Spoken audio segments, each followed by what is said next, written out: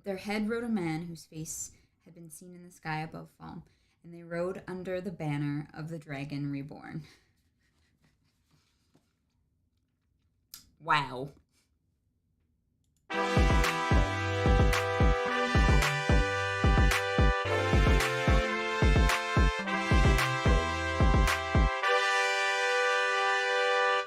That is right. Welcome back to the nightly morning show. No, the Nerdy Wordy Book Club. Oh my god. Oh my god. Wow. It's been a stressful morning, okay? And that's not my fault. We are doing the finale of The Great Hunt, ladies and gentlemen. Episode 9? I don't even know. 9 of the book club. It's The Great Hunt, chapters 38 through the end. Wow. A lot happened. Yeah. There's a lot going on there. We had a couple people in our comments be like, you might want to bank for some extra time for this one. And I was like, okay, and it's a lot less pages to read, but sure. Now I'm like, oh, I get it. Yeah. Yeah. Yeah, a lot happened. Yeah. Do you want to pop out the chat there so I can Yeah, absolutely. see it if I need? Want to say a big thank you before we get started, as always, to our mods. You are the best and the sweetest beings for keeping us as unspoiled as possible. But Clarissa, you read a spoiler this week on the Twitter. I did. Yeah, and so if we're not engaging with Wheel of Time Twitter as much as you would expect in the future, it's because when we engage with Wheel of Time Twitter, it brings up more Wheel of Time Twitter. And then we can't go on our Twitters because it's all spoilers. Yeah. I'm like having to avoid Wheel of Time Twitter because random things pop up. I know, and it's so sad. And like, like it's never like the intention. It's just things that people like, I don't know, like don't even like consider like real spoilers at that point, right? Well, and it's also stuff that isn't directed at us. It's stuff that like the algorithm is like, you might like this tweet. And we're like, I would if I had read the frickin' book Twitter. Yeah. I wish that I could put into Twitter like what I've read. Like what I'm okay being spoiled on. You know what I mean? Like I feel like that would be a beneficial feature for me, especially given this. Yeah. Should I tell them what the spoiler was or no? I don't know what the spoiler is. I don't want to know. All right, never mind. That we won't say anything. I couldn't remember because I remember I was like, oh no, I read a spoiler, and you're like, what was it? And I was like, I don't know if I should tell you, and I don't remember if I told you or not. I don't think you did because I don't remember what it is. You don't remember? Okay. No. Yeah, it's not. I don't know. It's a spoiler that like kind of makes sense to me. I can say the character name, I guess. Sure, yeah. Galad. I got spoiled a bit for Galad, but it's not like. It's fine. It's fine. It's not gonna. Here's the thing. It's not going to ruin my enjoyment at all. Was the spoiler like how good he is in bed when he and Egwene finally knock boots? Yeah. That was the spoiler. I figured it would be that. Because we know that Robert Jordan writes smut, you know? And he just loves when people talk about smut in his novels. Yeah. Good morning, everybody. Shall we dive into Das Great Hunt? Yeah, let's. Do you want to give us a reminder of where we left off? Oh man, where we left off. Well, this was actually, I want to say, like very good. We had very good points breaking up the sections for this book, I think. Because we left off with Rand, and then we jumped straight into Egwene, Nynaeve, the White Tower, all of that. What was the last thing that happened? I don't even remember. Flicker. That was the last thing that happened? Yeah, that was the last chapter we read. Rand and his team arriving on Tomenhead. And it's fall. And it has been months. Months have passed since they left the White... Or not since they left the White Tower. Since they left the Ogier steading at Sofu. Yeah. But now we're into chapter 38. And we catch back up with our girls. We had talked a lot last week about how the girls had sort of disappeared. Yeah, and we were like, they probably won't be in much of the end of the book. Well, and I thought we were going to get some time spent on training. And something that is noticeable throughout the rest of this book is they don't really spend any time on training. No. All of the skills that our characters learned are learned off screen. And I'm okay with that. Like, I don't have a problem with that. Because we were going to the White Tower, I thought we were going to spend time in that. We spent time and we really didn't. The trial for Nynaeve. That's not training, though. She didn't learn any skills. Like, I was expecting some time. We kind of did on the road. Yeah. We got more Egwene learning how to use the one power on the road than we did in the White Tower. And instead, we kind of skipped through a lot of weeks and months in these passages, right? Yeah. How people get to places a lot of times, and this is like, and weeks later they arrived. Yeah. And I'm okay with that. It was interesting that in order to get the characters to this epic conclusion of this book, things just kind of have to be like almost like driven through in terms of plotting at the end of this one. Yeah. Oh, for sure. So we meet the girls. They're hanging out in Egwene's room because Nynaeve can't make friends. And so Egwene is just casually channeling because she's a little addicted to it. And Nynaeve is pacing because she's Nynaeve. And she was a bad girl and she got punished by Sheriam. Min and Elaine show up to chat about how hot Galad is with his shirt off. Yeah, I love this chunk of the book because I'm like, because it doesn't feel, it doesn't feel like a guy who doesn't understand women wrote this. You know what I mean? Like, I'm like, oh yeah, this makes sense. Yeah. You know, like he does a good job. Well, and the way in which Egwene is like, I don't care. Okay, I care. Okay, I care a little bit. Like, I've seen, like, those things, like, I witnessed that through school, you know what I mean? Yeah, I love that the Greens are all showing up to look at Galad. And I just, like, how horny are the Greens? You would think that they had enough orders that they'd be, like, fine, but... Well, and what I find really funny about the way Robert Jordan writes, and this knowledge that he doesn't like when people add smut into his books, is that his books are so horny. Yeah. And, like, not like unintentionally horny, but like they're real humans with feelings of, like, lust and love. But he's writing about, like, these grown women who show up to the training grounds to watch Galad take his shirt off. Yeah. And I'm like, this is horny as hell. What are you talking about? Yeah. It's true. But the thing I really loved in this passage, my favorite part of this chapter, is Egwene feels like Rand is gone somehow. And I was reading it, I was like, that's really weird. And I was like, oh my god, Rand is literally, like, in another dimension at this moment. Oh, yeah. Which is such a cool, like, their bond is so strong in whatever kind of bond it is. And I'm sure we're going to learn about that soon, right? Because the end of this book obviously ties really into their bond. Well, it has to be something. It can't just be, like, normal, like, we've grown up together. You know, they literally can sense one another, so... Yeah, there are certain women who can find... there are certain women who can find Rand by feel and who he can find immediately, right? Yeah. But honestly, in a way that kind of reminds me of Fane. And how interesting. He can sense Rand. Like, immediately knows exactly what direction he's in. I like that. Yeah, that's interesting. Yeah, it's a weird parallel, like, for, like, the good guys, you know?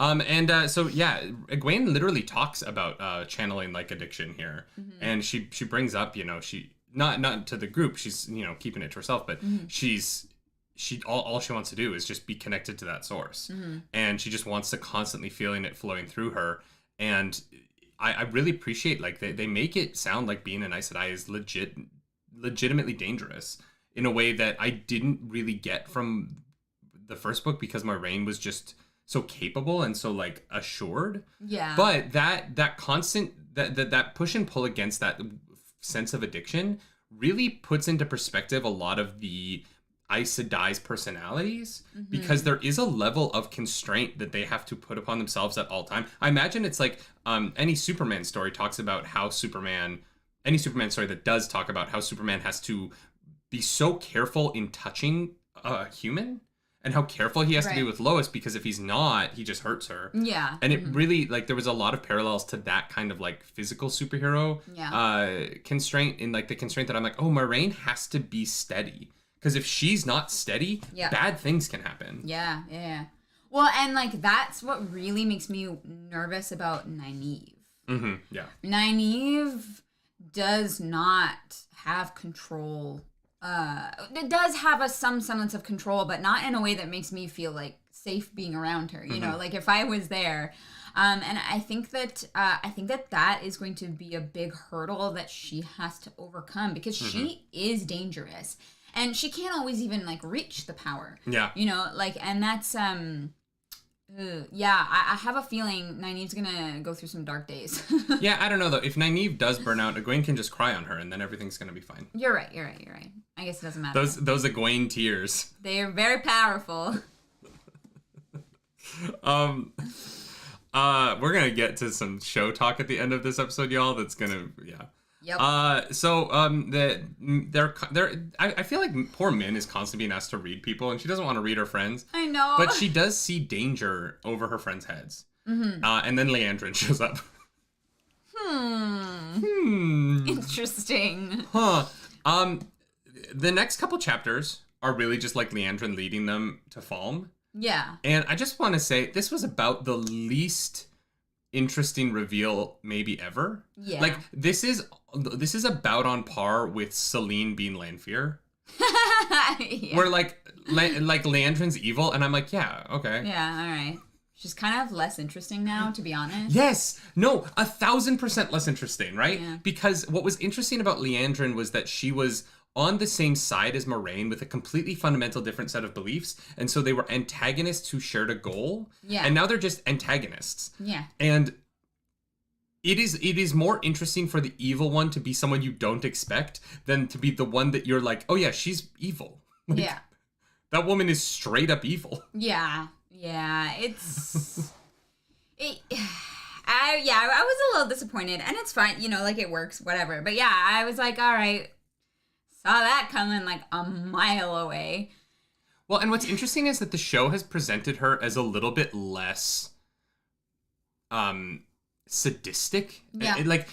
I think that part of the reason why this reveal is so weird to me is because the show version that we were introduced to first, as show watchers first and book readers, is Leandrin is not very much like book Leandrin. No. I would say they're very different characters. But she has that like coldness. Like she. But Ollie, I said I have the coldness. The book Leandrin straight up tortures people every interaction we see with her. It's true. The show one is just kind of snippy. Yeah. And so and has a weird secret about a man that she doesn't want people to know. Yeah. Right. I just found this reveal to be kind of yeah, okay. What if in the show... What else is new? What if in the show, Moraine is like, I know you meet some guy. Hopefully the Red Sisters don't find out about him. What if that's her, like, going off to meet the Dark One? But, like, they don't know it, right? It's, sure. like, disguised, like... Sure, I just... Yeah, okay. Again, it's another thing. It's another reveal that's like, okay, water's wet. Leandrin's not a good person. Are we surprised that the woman who's just out there whipping people is not a good person? No, not really. It just kind of it didn't land as surprise. I think it was supposed to feel like a big surprise, and I was like, I really didn't. I was like, that sense. makes perfect sense. Of course, she's evil. She's been evil the whole time. At no point was I confused. Where's the show version? And I think that's a part of my feeling, right? It's definitely colored my feeling. The show version of Leandrin, I'm like, oh, you're complicated, and like I can see your worldview. I can get that. Well, and that's why having her not be a dark friend keeps her more interesting because she does bad, like, evil things, but like her goals are for what she believes to be good, and that's more interesting than I just want all the power. Yeah, and I think that the one like criticism I do have right now in terms of the book is there's a very firm line between good people and bad people right now. And I find that to be not very interesting. I like when the bad people are complicated and the good people are complicated. And like the Shanshan are so evil. And Leandrin is so evil. Yeah. And the Whitecoats are so evil. And the Dark One obviously is like the epitome of evil. Except like the one Whitecoat. Which one? Bornhold is like... He's still a bad person. Well, I don't know about that. If you follow orders willingly of bad people by telling yourself, well, I'm not as bad as them, but I'm going to do what they say, you're a bad person. Well, he didn't follow, like, heinous orders, but he did show up at places where, like, the questioners had, like, massacred children. Yeah, and went, that's the price of this, I guess. That Bornhold is not a good person. He's a... CJ Clark, did the other Dark Friend reveal surprise you? We will get to that when we get to it. Thank you for the super chat, CJ. But thank you for the super chat, CJ. We will get to that, I promise. Yeah. Bornhold's a bad dude. You do not become the leader of the White Cloak Army. He's not the leader. But he is the military commander of the White Cloak Army. You do not get to that position by being a good person. You just don't. I don't know. Maybe the White Cloaks have changed. Like, over the years. You know what I mean? Like, I don't know. To me, he's complicated because, like, what is he supposed to do when he realizes that, like, the questioners are out of control? Because, like, if he fights against them, then, like, he'll die. And so he's just trying to keep... Why would he die? Well, they'll kill him. There's, like, 20 questioners, and he has 1,000 men. There's not 20 questioners. 20 questions. 20 questions. Let's play 20 questions. Let's get to that. We'll get to that. That chapter's later. All right. So basically Leandrin uses the word Black Aja to just kind of whip them into shape. And it is so funny looking back at the conversations where I'm like, Leandrin can't lie. And she's like, there's Black Aja on the White Tower. And they're like, how do you know that? And she's like, because I am one. Because it's me. It reminded me of Obi-Wan Kenobi in A New Hope when he's like, I've not heard that name in many years. Of course I know Obi-Wan Kenobi. He's me. So they dress up. Chapter 39. They get into their civvies and they walk through the White Tower, not getting noticed. There is a lot at the end of this book of like, people don't look at each other's faces. They only look at clothing. Yeah. That we talked about that. It is a very useful device for the end of this book that nobody's looking at anyone too closely. Consistently across the entire continent. Well, except Bornhold, who can see Perrin from like 80 miles away. Who's like, wait, isn't that guy I saw like 6 months ago? Yeah. Yep. Yeah, he's People are saying Bornhold didn't obey the orders. He did the right thing instead. I that might be true. Maybe he wasn't supposed to go to Falma, but he's still not a good person. Let's chill. Let's chill on.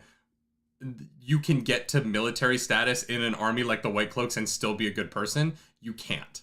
I want to be really clear. I want to nip that in the bud. You cannot rise to the position he held and be a good person, considering the values of the army with which he has command. Yeah, it is not possible, and I won't entertain that. It does depend on the origins of the White Cloaks and how they started and how long he's been there. It doesn't depend on anything. It doesn't depend on anything. They are a religious extremist organization that has no right to terrorize the people that they terrorize. And he is a military leader with that mindset. That he is not a good person. That is, you cannot dismiss how the organizations that people uphold because, but like he has slightly different ideals. No, he is upholding an organization that is wrong. He is currently, yes. And has always been. The White Cloak's fundamental tenet is that your guilt goes back 7 generations through a woman and 10 through a man. 5 and 10. 5 and 10, whatever. He is not a good person. Yeah, your doppelganger, thank you for the super chat. Thank you for first the time super catching us live. Oh, well, welcome in. Have you heard that Wetland Humor is memeing every chapter of the Wheel of Time and he plans on going through them? I feel like that is one of the places we've been told spoilers live. So maybe after... Maybe after we're done. We're done. San, thank you as well for the super chat. The White Cloaks aren't necessarily evil. They're like Christian fundamentalists. They still fight the dark. No. They use their ideology to enforce their will upon people. That is evil. They are evil. Yeah. Anyone who uses their ideology to enforce their will on another person is a bad person. You can have whatever beliefs you want, but as soon as you start to force your beliefs onto other people, you are doing the wrong thing. And that is the way the world works. Yeah, my point is that might not have been how the White Cloaks started. Methany, thank you for that flicker. Methany, thank you Enjoy so your much hunting for the trip. super chat. And Kevin, thank you for becoming a Narg of the Nerd Kevin Table for 2 months. says the White Cloaks seem very loosely based on the KKK to me. Yes. Yeah, I guess that's fair. I just assumed that the White Cloaks started off as like, there are people who can do magic and that's dangerous and we want to protect people from those who could potentially do them harm. That seems like kind of where it like stems from. I understand the argument you're trying to make. Yeah. But it is the argument that apologists for bad things make. And like that is the problem. It's like, well, it started out as a really good movement. I'm not saying it is a good movement. No. But my point is that it didn't. There is no version of their extremist philosophy that started out as a good movement, but it got distorted. But you don't know that it started as an extremist philosophy. Okay, but their ideals had to they had to come to those ideals first and then create an organization from them. Not necessarily. What version of the White Cloaks could have existed before their ideals did? The version of the White Cloaks that are like, there are people out there who can do magic. And there are people who are helpless to protect themselves. And so we are going to be we are going to stand up for the people who like don't have a voice and protect them. And then you do not get to where they get to with that ideology. Well, and here's a problem. Like, we don't know the origins or the story of the White Cloaks and how they got their tenets and how this all came about. I'm just saying that I'm saying that did not happen in Bornhold's lifetime. That man holds the ideals of that organization. Maybe 500 years ago, they were a completely different thing. Yeah. But in Bornhold's lifetime, they have had the ideals that they've had because every single character in the Wheel of Time knows where the White Cloaks stand on things. They've been a bad enough organization for at the very least, Rand's entire lifetime. Mm-hmm. They are not good, and you cannot be a good leader in a bad organization. It doesn't exist. It just doesn't. I don't know. He just seems like he's like not okay with what's going on, and I wonder if maybe like he was forced into it by like family or something or other. I'm just saying he's gray. I'm not saying he's a good person. But like there is no such thing as gray. You are what you believe. No matter what your actions are, what your fundamental beliefs about the world are matter, and Bornhold's fundamental beliefs are flawed and wrong. Sure. And that he's not like I understand that like he might have done this one thing at the end of his life that was towards the light, but his beliefs and the way he views the world and the organization that he upheld and led a charge within is wrong. The White Cloaks exist in a world where there are dark friends everywhere, though, who do real damage. Oh, sure. And there are people who actually go after dark friends. The White Cloaks don't. They go after anything they decide is a dark friend. And they go after anyone they decide is the spawn or the spawn of the spawn of the spawn of a dark friend. They're not chasing dark friends. They're chasing whatever they want, and they're using their ideology to do it. But that's why Bornhold is like, wait, like, what, like, these people could not have been dark friends, right? When the Questioners murder a bunch of people. Oh, sure. Sure. He can have that thought. He still is a leader in that army. It just seems like we are reading the White Cloaks becoming more extremist. I think the world is becoming more radical within because of the end of times coming, but the White Cloaks the White Cloaks still were planning on killing Perrin and Egwene. Bornhold still took them prisoner because he found them on the side of the road, and that was suspicious. This is the same character who thought it was suspicious that they were there and attacked them for no reason, unprovoked. They did nothing to provoke him, and they attacked first. Yeah. The White Cloaks are bad. And Bornhold, just because at this moment he's like, wait, maybe we shouldn't kill kids. Oh, but like, I have killed a lot of people in the name of this. Yeah, but when they were being hunted, it was because like the White Cloaks saw people who like were out and about where they shouldn't have been and didn't attack them first. The White Cloaks do not have jurisdiction. And Elias went around and like killed a bunch of them. The White Cloaks don't get to determine where people get to be. This is my point. Yeah. This is why he's not a good person. He is using his ideology to say, you shouldn't be here. I'm going to chase you because I have decided that you're in the wrong here. Even though Perrin and Egwene at that point have done nothing to anybody. Well, here's the thing. Would they have been treated differently if Perrin hadn't murdered two of the White Cloaks?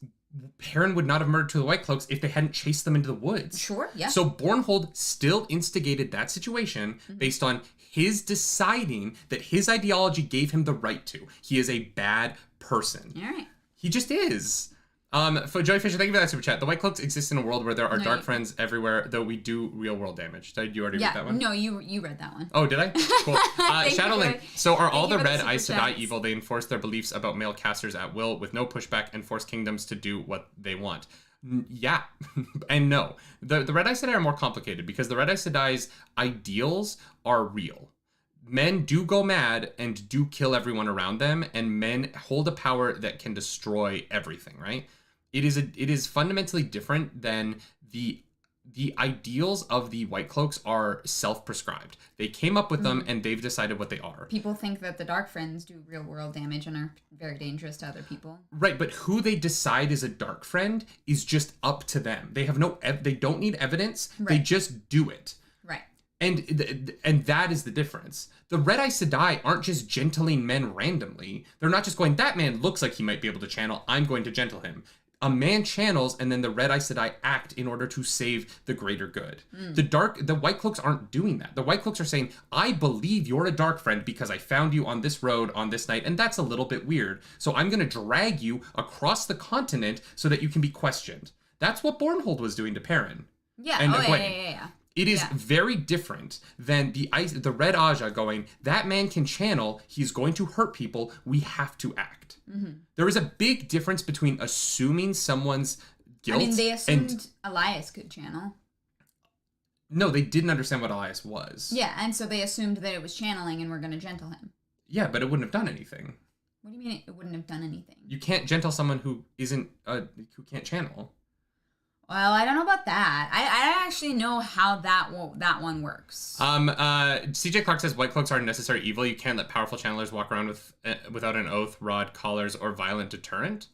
You can. Well, the channelers do And they take do oaths. that. But the channelers do that. They walk around doing whatever the fuck they want. Yeah. Nynaeve is channeling her whole life, and true. there's no consequences for it.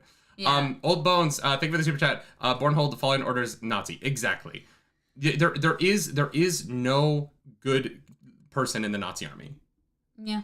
Except the people who were on the inside but actively spent their entire time inside helping Jews escape. There are people who very much put their lives on the line and were good people within that system, but the only system of good within a system like that is active revolt. We've got way too into this. I don't know, did we? We're one chapter and it's been a half hour. You're right, sorry.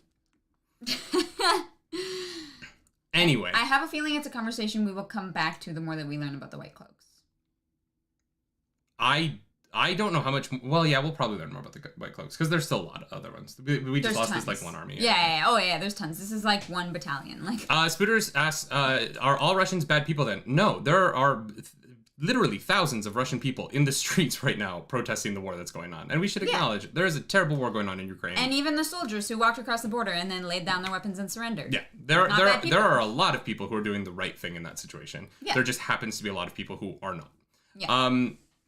Let's get into they meet Leandrin. Let's get to the Ogier Grove.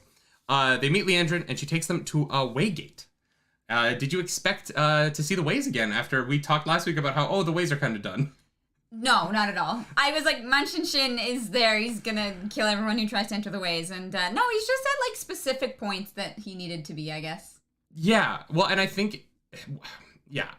I'm complicated on,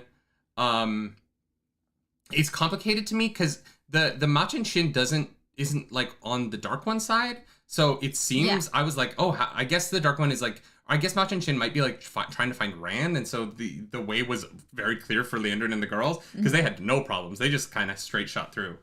Yeah. No issues. Machin Shin's busy. He's busy watching the other doors. Yeah. The one thing I will say is I thought it was funny that they sit down to sleep and immediately they just start talking about who's going to marry Rand. They're in the ways. They're sleeping in the darkness. Leandrin is 5 feet away, glaring at them. And they're like, so, Egwene, if you're not going to marry Rand, I will jump on that D. And they're so, they're so, friendly about it. You know what I mean? They're not, they're not, they're not, high school, petty and, mean and, rude about it. They're literally just, talking like people. It's well, he's good looking. He's easy on the eyes. And Minna's I don't want to like this guy. like, this is so annoying. And then Elaine is like, oh, he's so hot.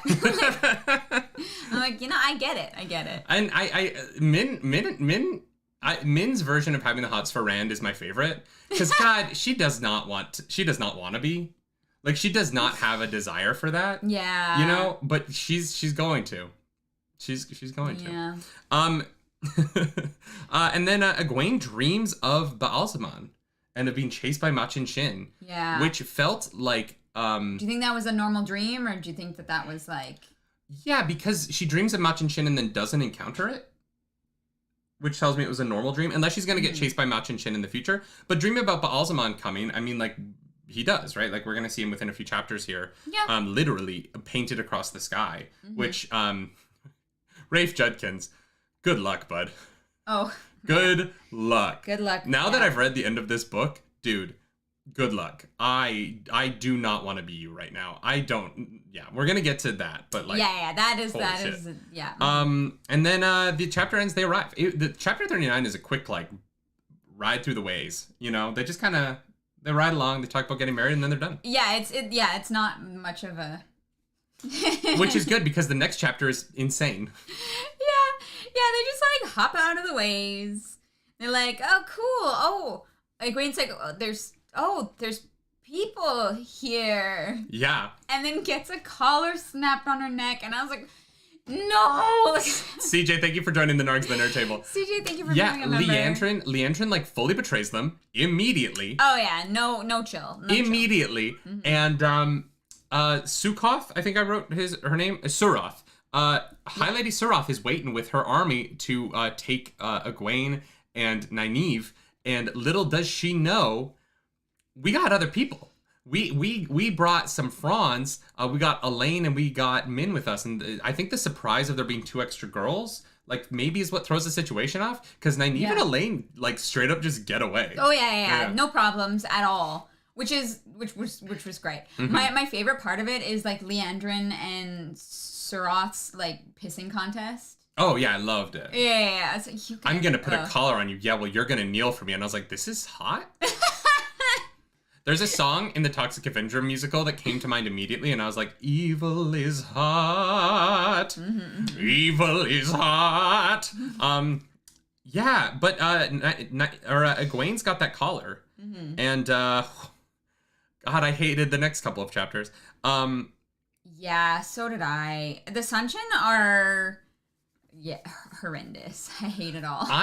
When we were first introduced to them, I thought maybe they were going to be like a weird ally to Rand. Like, I thought maybe they were going to bring an ideology from across the oceans that was going to like change the way that we viewed the world, or I thought that there was potential for them to redeem themselves and being heroes. Mm-hmm. And then you kind of learn about them here and what the Adam does, and nope. The Shanshin are the worst. The worst. Glenn Pearson, thank you so much for that super duper chat. Glenn Pearson, yes, the chapter gave such a hate for this Shanshin that I could never okay him for the rest of the series, nor could they. Seriously. Oh my god, it's horrific. Like, I was like... If we want to talk about horrible ideologies that you cannot overcome, these Shanshin are the worst kind of human. Yeah. Oh, yeah. And like... Especially with what we learn regarding the collars later. Yeah. You know what I mean? Like, they are absolute garbage. Even when we learn about the collars immediately, like this, the first thing we learn about the collar is that it can just like cause unbearable pain at a thought. And you can feel like you're being whipped. And like, honestly, I'm going to be real honest.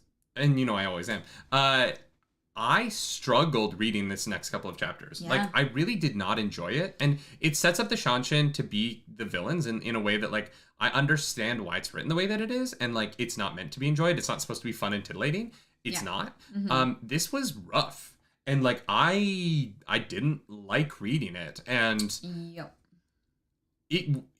that's not a complaint. That's not me saying that it is bad writing. It is really well written because it was so effective. 100%. I didn't enjoy it. And it was very effective. So much so that when we get the turnaround and they get the bracelets on Rena and Sita, I didn't have there was no like pleasure or victory in what was done in return. No, I just felt gross. Yeah. Like, I was like, this is horrendous. And like I was like, oh, thank God, at least some of them got away. Because I was like, I don't know, like, yeah, like having to read the like Egwene's perspective through this was hard enough. But it's like, God, at least some people, you know, got away. It was horrific. And then learning later, just bring it up that like you have to have the ability to learn how to channel to also be able to use the colors. Yeah. And it just like that distinction is so it's so messed up. Like, and I had kind of figured. Yeah. You know, the way that they've written it, and it was I feel like it was very heavily implied. But yeah, the fact that like if you're born and you can channel, you get to be collared up, and you're born and you could learn how to channel, you get to control those people. And it's just oh God. The Shadowling, thank you for that super chat. It turns out when you add a channeler hating army to a chaos-filled continent full of out-of-control channelers led by the sons of the Alexander the Great of this world, you get very nasty society. It's true. One thing I really loved about this. Thank you for the super duper chat. Yes, truly, thank you. The reveal that the king at the time, or the soon-to-be emperor, who was the first to have the Adams used by his people, was Luther Pendrag. Uther Pendragon is King Arthur's father. Yeah. And so Luther Pendrag, I was like, oh, that's a nice like Uther. See what you did there. I see how the wheel weaves and the wheel wills and spins people out again. Yeah. Mm-hmm. Yeah, and of course Uther Pendragon, in the story of Arthur, is the one who bans magic. And who is anti-magic. And Arthur brings magic back to the land. Yep. And so I really appreciated them using Uther here, Robert Jordan using Uther here to, the legacy of Uther Pendragon as the anti-magic, the one who chains up the sorcerers. I felt like that was a really fun way of like teasing at like our mythologies within the Wheel of Time. Yeah. Sorry, I was listening to you and also reading chat, and so I didn't have anything else to add to that. That's fine. So Nynaeve and Elaine managed to regroup. Nynaeve's in the woods just like shooting lightning because she's pissed, and when Nynaeve is pissed, lightning, baby. I love it. I honestly love it so much that I mean it's terrifying. Because Nynaeve, like we've talked about already, has no control, but when she when she goes for it, it just I feel so proud. One thing I will say, I don't know how they're going to do any of this in the show. No, not because now that they've gone from the collars to the ball gags, I really don't want to watch the actress who plays Egwene have that metal ball gag shoved in her mouth. I'm not interested in that visually. And so I actually wish they'd kept the collars because I feel like it would be less awkward to watch. Yeah. And I don't... Yeah. I was fine with the ball gag choice before. Because we didn't know. Like, we didn't, we were like, okay, I can see where they're going with this. I understand. And now it's like... I don't like that. I don't know how they're gonna do that. I don't want to see it. It's it's unfortunate. Yeah, it also means that like Egwene won't be able to talk through these scenes. Like it's a choice that like I think the show is going to breeze past this really quickly. I think it's going to touch it and get out. Yeah, I think they're gonna have because I think that I think they're gonna just like skim this a little bit. It's going to happen, but it's not going to be focused on, and they're going to get past it because I really don't like this. This feels like a really tough thing to get through. Yeah, I really don't know what they're going to do because it's going to be uncomfortable no matter what, but they're really they're not setting themselves up for success to make those scenes impactful if it's just if Egwene can't even speak, like... Yeah, I don't know. I'm curious to see how they handle it, but like this feels like a really tough passage for the show to adapt. Yeah. Given like the visuals from the show. Oh, yeah. And here's the thing. You have to, like, I am a very firm believer in like opposites. If you have a dark movie, you have to balance it out with like humor. If you have horrific scenes, you have to balance it out with things that are lighter because A, it makes the darker things more impactful, and B, it doesn't like wear down your audience to the point where they're just like numb to it. Yeah. And I don't know how they're gonna unless they just breeze by. Our chat is freaking out that there's still a collar. There's still, yeah, but the ball gags are like part of the outfit. Yeah. I don't know. It would be also weird if they put a collar on Egwene, but then not the ball gag. But also they don't have of physical everyone else. leashes. Not Like that I saw. the physical tie is important, and like I thought they were tied to the ship. I don't know. Is it Bluetooth? Like, is it? Do they have like Wi-Fi leashes now? Yeah, I don't know. Look, It's weird. It's gonna be weird, and no matter what. Like, adapting this would have been hard, no matter what. I think that, especially because they're condensing book 2 and book 3 into one season. I just feel like this is gonna be one of those things that we get through. You know what I mean? Like they're like, all right, yeah, Egwene is gone for a chapter. Oh, we saved her. It's over. You know what I mean? Yeah. Because it'll just be easier for the show to kind of get past that. Yeah, I agree. Do you think that the blue that was going to meet the ships? Remember Moiraine and the like leader of the blues in the episode in the show. The leader of the blues is like, I'm going to go. There's problems with the ships on the west coast. I'm gonna go check into that. Do you think we're going to see her get captured by the Sanchin? Oh, maybe. I mean, because we know that there are Aes Sedai who were captured, right? And I think that they're going to make it somebody that we're already familiar with as opposed to Megan, new. thank you. Yeah. I think she might end up being the one that is like captured and chained up instead of. Or she is the Varen of this show. Of the show version, and so she goes out, and maybe Rand and Perrin run into her, and she becomes the like Varen replacement if they don't want to introduce another Aes Sedai for that season. Megan could slot into the Varen role. Okay. But she could also slot into the Rima role, which would be heartbreaking. Yeah, either one. I think she's going to fill someone else's shoes at the moment. Yeah. All right. So. Chapter 41, we have so much still to cover. Our nargs are saying you can't replace Varen. No, Varen is Varen. We haven't been introduced to Varen in the show though, so I just feel like we're not. I feel like there's gonna be a lot of characters condensed together. I know, and but so I do love Varen. Like, I feel you guys. I do love Varen. One thing I will say about the Varen plot of this, because she doesn't do anything, she's just there. Yeah. Why did she not bring Thomas? I couldn't for the life of me figure out why she left Thomas behind. I think it has to do something. I think he's spying for her. But we never see him again. He's just not. He's Well, never mentioned for the rest of the book. There's many more books. Right, but Varen is back to the White Tower. So the next time we see Thomas, they're going to be together. Yeah, and maybe he's going to have information that she's going to need. Like, she's a brown Aja, and so I feel like knowledge and learning everything she can is most important, and having two sets of eyes. Maybe, yeah. That one's tough. I'm not 100% sure, but there has Dale to be Hendrickson is saying Varen is cast. Oh, Larizel's saying Rafe has confirmed Varen's going to be in the show. Okay. Okay, good. Thomas snores. Good. She couldn't bring him. I like Varen a lot. Yeah, she's Varen is like Moiraine in a lot of ways, but she's a little bit more forthcoming. Yeah. And so it's just like, I think it's fun watching Rand not like her because she reminds him of Moiraine, but she is a little bit more open with Rand, and so he's like, damn it, I have to listen to you. The way she also talks to Rand in front of everyone without seeming like she's talking to Rand. Or male channelers. Like, Yeah.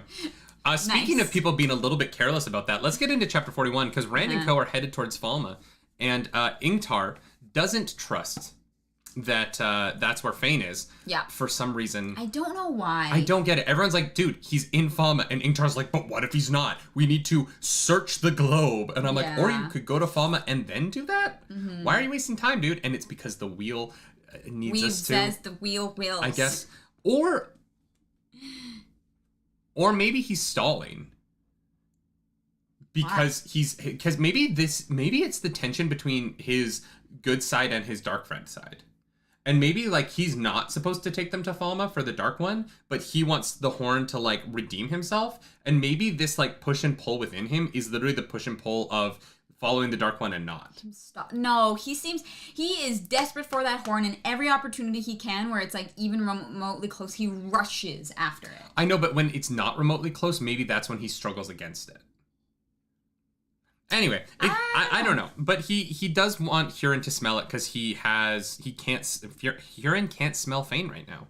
Yeah. They do pick up the trail later, but so they give some extra time here. They slow down a little bit so that they can go to this deserted village, which is important because Bornhold needs to see Perrin and be like, "Is that Perrin? Guys, is that Perrin from the Two Rivers?" And then he dies. Yeah. And one of the weird parts of this chapter is Matt is really careless about Rand's channeling. Matt is careless about everything. But Rand is straight up like, I just want to... Well, then you're a nice Sedai too, Rand. And then Ingtar walks up and Rand's like, shut up, dude. Yeah, like, what? Like, dude, come on. I say this every week. I just want to boop Matt on the snoot. Like, god damn it. The Dakuna says Fane has that Age of Legends deodorant. No, he came through the Waygate. So he just came, I think the Waygate dropped him off closer to Falm. Because he came through the same Waygate that Nynaeve and Egwene came through, which is closer to Falma than probably. the route that they're taking from the Portal Stones. Space Zoo! You're up some money. Thank you so much. Super chat. I appreciate that. Appreciate that. So Billy75 says there are dark prophecies shown in the dungeon of Faldara. Oh yeah, I know. And Varen is like, there are dark prophecies that say we have to go to Tamenhead. But Ingtar is like, still not like... It can't be. What? No. Written by a Trolloc? And she's like, written by a Myrddraal. And he's like, same thing. Zero fucks given by Ingtar. Yeah. But they do find a village that is completely empty. Very sad. The Shanshin suck. And they're like, you know what? Let's sleep inside because it's raining like hell. And everybody's wet, including Loyal. And Loyal likes to be wet. So Rand finds a bed. And he lays down, and wouldn't you know it, Daddy B shows up. Daddy B? Daddy B is there, fire eyes and all. We don't talk about Ba'al-Zaman. That was a title of one of our videos. Oh yeah, you're right. I was funny. So Ba'al-Zaman pulls out that dragon banner, and he's like, "Yo, you got the banner. Yo, you have it. Let's do this." Yeah. Come on, bud. And then he just says the same things he always says. Yeah. I was like, but Alzamon, dude, again. You're like, yeah. If what's the like saying where if you... The definition of insanity is trying the same thing over and over again and expecting a different result. Yeah, like, come on. Although he is probably kind of insane. So like that checks I don't think Ba'al-Zaman is the Dark One anymore.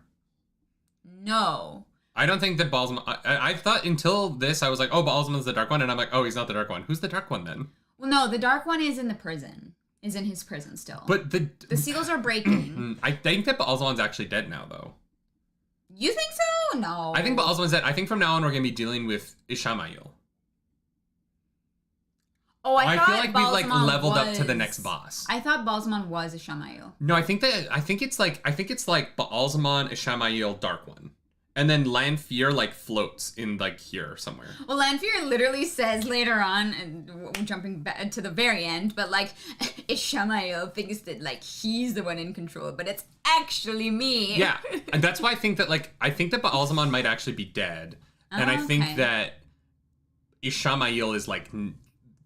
I think we're going to start transitioning towards Ishamael being kind of the antagonist, and then we'll transition to Lanfear being the antagonist, and then we'll transition to the fight with the Dark One at the very end. I wonder if Ba'al-Zaman is like a dreamer in a sense, like one of the Forsaken. That's but like, has dreamer. But is like a dreamer, and that's why he's the one who's in his head. Shadowlink, thank you for the super chat. But Ba'al-Zaman has just rehearsed his lines so much and is annoyed that Rand insists on improvising every single scene.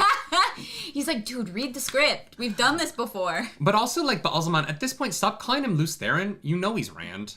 And you've seen him 1,000 times. Why are you so obsessed with Lews Therin, Ba'al-Zaman? He hasn't been Lews Therin for like 3,000 years. Yeah. Stop trying to make Lews Therin happen. It's not going to happen. Stop trying to make Lews Therin happen. So yeah, Rand is like, I really appreciate this time. Rand is like, he's not gonna go away, and he just sits on the bed and is like, all right, let's chat. Yeah, he's like, all right, I'm getting tired of this. But then he literally gets tired of it, and he channels like a mad mofo. And Ba'al-Zaman's like, dude, you're gonna burn yourself out. Yeah. Like, and then he doesn't, thank God. Rand wakes up, he's like, oh, can I channel in dreams? The dragon banner, it's still in the thing, but the chair is smoking, and you're like, what is happening? Yeah, it's really interesting. I still don't understand, like, how, like, what in the dreams affects in the real world, like, and how that works. I'm assuming we're gonna get more answers on that, but it's been 2 books, and I still don't understand how some things are affected and some things are not. Absolutely. It's what it is. 10,000% agree. Back in Falma, chapter 42. Oh, wait, I do love that, like, Rand is like, no, I can't die right now. I have shit to do. No, now's not a good time for me. Now's not a good time. Robert I got things to Borkman, do. thank you for the super chat. Tugs of braids for the OnlyFans. I mean, YouTube fans. I mean, Claris Polaris Patreon. Yeah, Claris launched her own Patreon because she didn't want any of you to sign up for our Patreon together. That's not true. There's very different content. Kenny Theology, thank you for the super chat. But Alzman loves saying 1,000. He loves saying 1,000. Yeah. He also loves saying like Luce Theron, and also like whether you die or not does not matter. You will serve me. Yeah, and I'm like, dude, get it. Like, dude, try a different approach. Yeah. Just try a different approach. Yeah, like it's why Lan Fear is almost going to succeed at turning Rand, is because she's going to try a different approach, and that approach. Well, she's the one who actually is like a little bit smart. Mm-hmm. You know, I think she's pretty intelligent, but you just think she's hot. So in chapter 42, everyone does. In chapter 42, Nynaeve and Elaine have been in Falma for weeks now. This is what I was talking about at the beginning of the episode, where I was like, we just kind of skip time, because they're like, oh, we're a couple weeks away from Falma. We're gonna have to like travel. I do appreciate Elaine's like, we only have 20 gold, and Nynaeve's like, God, you rich. You are so rich. You rich idiot. We're gonna be fine for months. Yeah. It reminded me of there's a scene in The Batman that's like that. Go see The Batman. It's a good movie. Yeah. We're going for it the second time today. We're gonna see Batman again later today. Very excited. Y'all, we're gonna do a live spoiler chat of The Batman tomorrow for anyone who's seen it and wants to join at 11 a.m. Eastern, like this show. We're gonna do another live this week, just talking spoilers for The Batman. It's gonna be a fun show. Yeah, tomorrow. Nynaeve is. I really appreciate right at the beginning of this chapter. She's thinking about what she wants to do to the Shanshan, and the line that she says is that she is at many times shocked at her cruelty, but delighted by her inventfulness. That was so me. Like, Don't fuck with Nynaeve. Don't do it. I read that. Bail. And I was like, oh, that was me in high school. Like, legitimately. Yeah, the difference is that Nynaeve has the power to do it, right? For sure. The Nynaeve is like, I could use the power to have Ant-Man get really small and then go up Thanos' butt and then expand to full size. Yeah. Nynaeve's got that big brain energy. Nynaeve's got that big brain energy. Yeah. That Thanos energy. Thanos. That was what the theory was called, because it was... So Elaine steals some apples using some channeling, and we get into this conversation that happens a lot in these next few chapters where they're like, don't channel, they might see it. And then the other one's like, I only channeled a little bit, it's fine. And then the other one's like, but I've also been channeling a little bit. So yeah. Like, I'm like, you guys are both doing the same thing. Come on. Get on the same page. Come on, Nynaeve.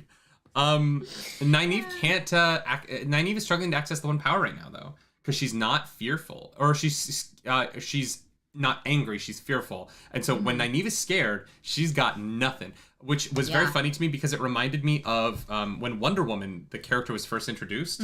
Wonder Woman, and this is awful, this is early comics writing, I'm not endorsing this, but gotcha. Wonder Woman's original her kryptonite was if a man bound her hands, she would lose her superpowers. Oh, right. Because the guy who created Wonder Woman is a BDSM person. Yeah. And I immediately flashed Wonder Woman, and I was like, oh, if she's scared, which is like what you would be in those situations, she loses her powers. Yeah. And that's a really dangerous position to be in. That is a dangerous weakness to have, because you're going to be in fights where you're scared, and that is not the time, Nynaeve. Yeah. To not be able to do your zippy lightnings. Yeah, and that's what I mean. I think, like, Nynaeve is going to have a huge arc. She's going to have so much to overcome, right? She's dangerous, and she loses her power when she's scared. Like, she has a lot of... I don't know what the right word is for that. Not cruxes, but like, she's a lot of things that are going to hold her back and hinder her. Whatever that is but called. the thing about Nynaeve is she has so many people around her who believe in her that she has the support system to get through it. But that's what I mean. Like, everyone is like, Nynaeve is so powerful. Right? And here's the thing. If Nynaeve was just powerful and was totally cool, chill, able to do whatever she needed to do, it would be far less interesting, right? Yeah, I hope she can learn to channel without anger, because I feel like... Me too. Because it takes a toll to have to be angry. You know what I mean? Like, look at Bruce Banner, right? In Those are all wonderful words. Thank you. I could not think of a single one of them. I appreciate it. I just the line in the Avengers when he turns and he's like, "That's my secret cap. I'm always angry," and then he hulks out and punches the giant fish thing in the face. It's awesome, but like it takes a toll on Bruce Banner's life, right? Like he has no personal life because of it, and there's so struggles. And I like Nynaeve a lot. Book Nynaeve has already grown on me way faster than people said she would.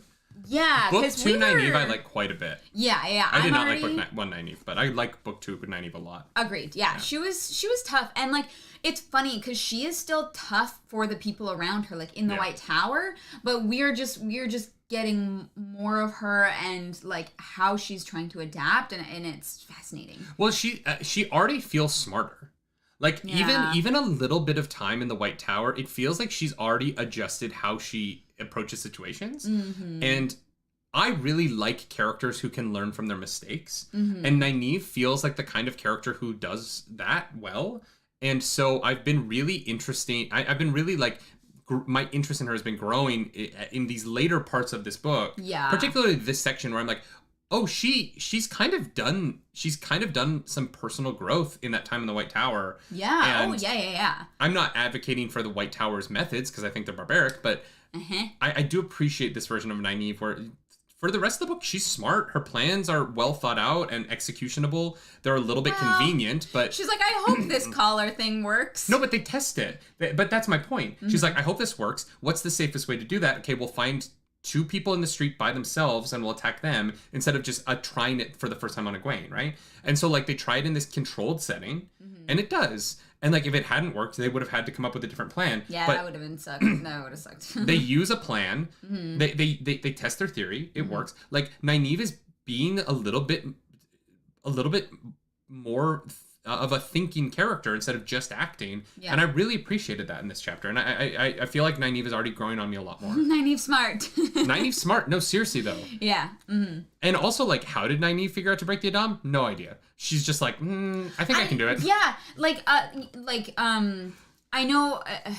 I guess Egwene can't actually, like, do anything to the collar herself. But, yeah, Nynaeve instantly... No. It's 2 times. She needs 2 times to prod the collar, and she's got it figured out. I'm like, that's awesome.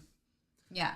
Your hair was in my beard. I'm not surprised. I think that she like the first time she like teases her magic along it to see what it is, and then she like feels the catch but can't get it the first time. Yeah. It's cool. Yeah. There's also a lot in these chapters about these women channeling and like being able to like feel things in a way that I don't understand how to feel things because I can't feel anything outside of my body, right? But I like that power. The way that Nynaeve figures out to break the magic of the necklace of the collar is similar to the way that the necklace works between the 2 women holding it, the Adam. The ability to like feel out through the channeling, and that channeling isn't just something that you force out of yourself. It's not just like affecting the area, but there is like something about the like way the weave hits the other thing that sends information back. Your eye, like sorry. What? That's Adam. It's fine. Anyways. Yes, you're correct. I am so sorry. I thought I was making a good point there. No, you are. Sam B, thank you for the super chat. Most fans who didn't like Nynaeve at first were young adults when they started reading. She's the oldest of the E5, so it makes sense that younger people would have trouble relating to her. No, I don't like her at first because she's dumb at times. Like she makes her enemies so aware of her goals by not being like the slightest bit subtle. And so it makes her come across as not very intelligent to me. And I think that's because Nynaeve, where she is in her life, is a big fish in a small pond. Yeah, and as soon as she leaves that small pond, we are seeing that she is growing, changing, adapting, and learning, which is awesome. Yes, but if she hadn't learned, I would still not like her. Yeah. The reason I like her is because she overcame that failing. Mm-hmm. But I wasn't sure that was going to happen in book 2, and I appreciate that it happened in book 2. Sam, seriously, thank you for that super chat. It's very kind of you. Thank you so much for the super chat. All the super chats, y'all. Thank you so much. Yeah, you guys are. It's so sweet, and like we every time these streams end, we just kind of sit here and like, why are people giving us money for this? Why do people? We just want to talk about this book that we are so invested in. Yeah, you guys, thank you guys for being here and joining us every Friday. It was I know seriously. we're in the middle of the book club right now, but this is the highlight of our week. And sitting through a 2.5-hour show. I don't know why. Yeah, you guys are incredible, and we adore you all, every single one of you. We love having these conversations. So just thanks for making it happen. CJ Clark, thank you for that super chat. Sean Shin are by far my favorite. Every single chapter they're in is amazing. I love the way their masks are described. I want one of those helmets. I want one. I want to mount it on the wall. Mm-hmm. We tried to mount our lightsabers on the wall and we scratched our lightsabers because we bought whatever, it doesn't matter. We'll deal with it later. So we cut back to Egwene. She's being trained. Mm-hmm. And we find out that she can sense metal.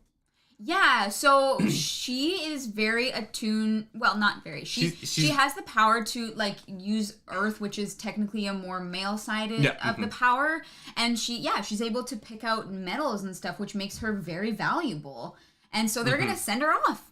She's gonna, and oh god. Well, but she's also being sent back because we find out that Suroth is because Suroth is a dark friend. The Dark One needs Nynaeve and Egwene on the other side of the planet, so they can't help Rand. Totally, that is an important plot point. But also the way that Rena speaks to her, oh, you are going to get a pudding with your supper. It's just God, I hate.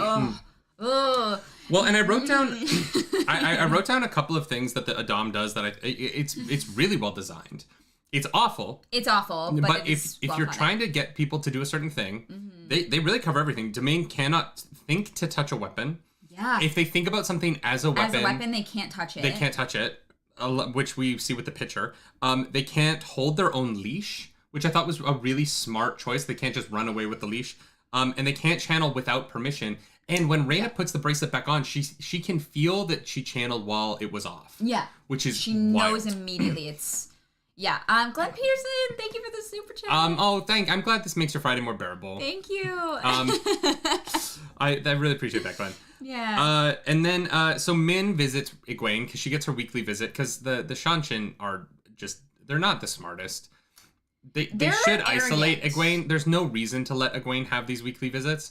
And no, the reason is because, remember when Suroth is you may keep Min because she's a friend. They can use Min against her to control her, right? As long as Min is around and Egwene knows that Min is safe and not being harmed, Egwene will be more my point is that with the way that the Adam works, you don't need that.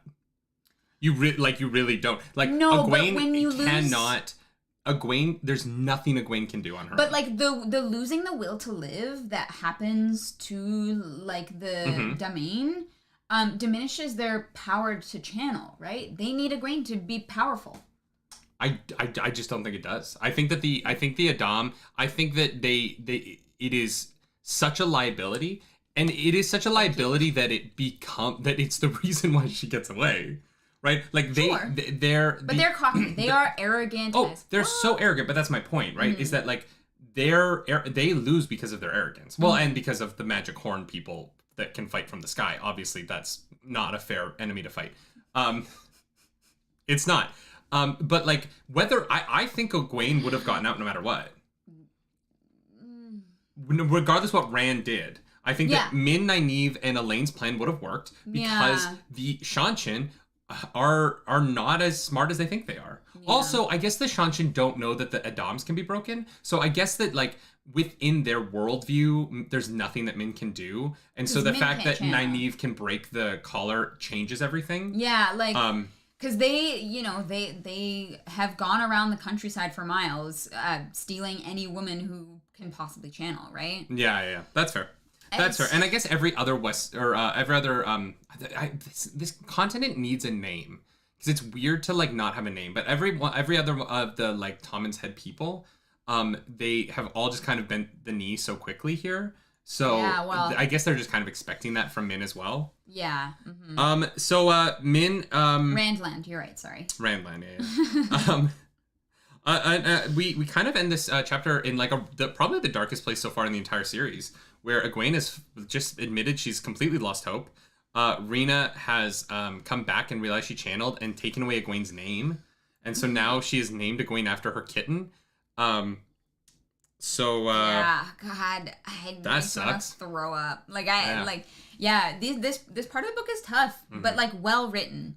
Oh, super well written and like effective at turning the Shanshan into villains. It's just like getting through. It's a little got in like you're just kind of like I need Min's plan to work. Yes, yeah, literally. Because you read it first, and I was even like, oh God, please tell me that Nynaeve or that Egwene is not still in this collar for like books. Like this only works because it ends by the end of this section. I agree. I think that if we had spent 2 or 3 books with Egwene like struggling against the collar, it would have been unbearable. Yeah. And as a point of view character, right? Yeah. It just would have been too much. And I think that it's really smart to like show it and like really go deep on it and show how awful it is, but then also end our point of view having to like really interface with it as the reader. Yeah. Because I think that it would become too much over time. Yeah. And honestly, like I think if it were to last much longer than this, I think a lot of people would stop reading here. Yeah, it would be hard. And I think that it was very clever how it was done. So 100%. So Min goes outside from there. The next chapter starts, and she just runs into Nynaeve and Elaine. And this is the way that you handle convenience in writing. Robert Jordan is a master of this.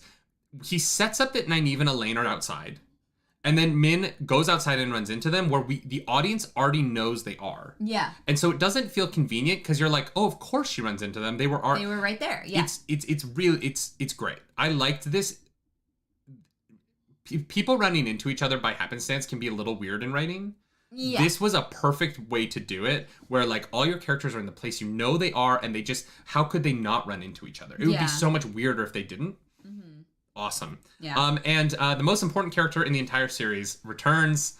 Bail Doman, my boy, ship captain. He's back. Can we get some hype in chat? Can we get some ship captains in the chat for Bail Doman?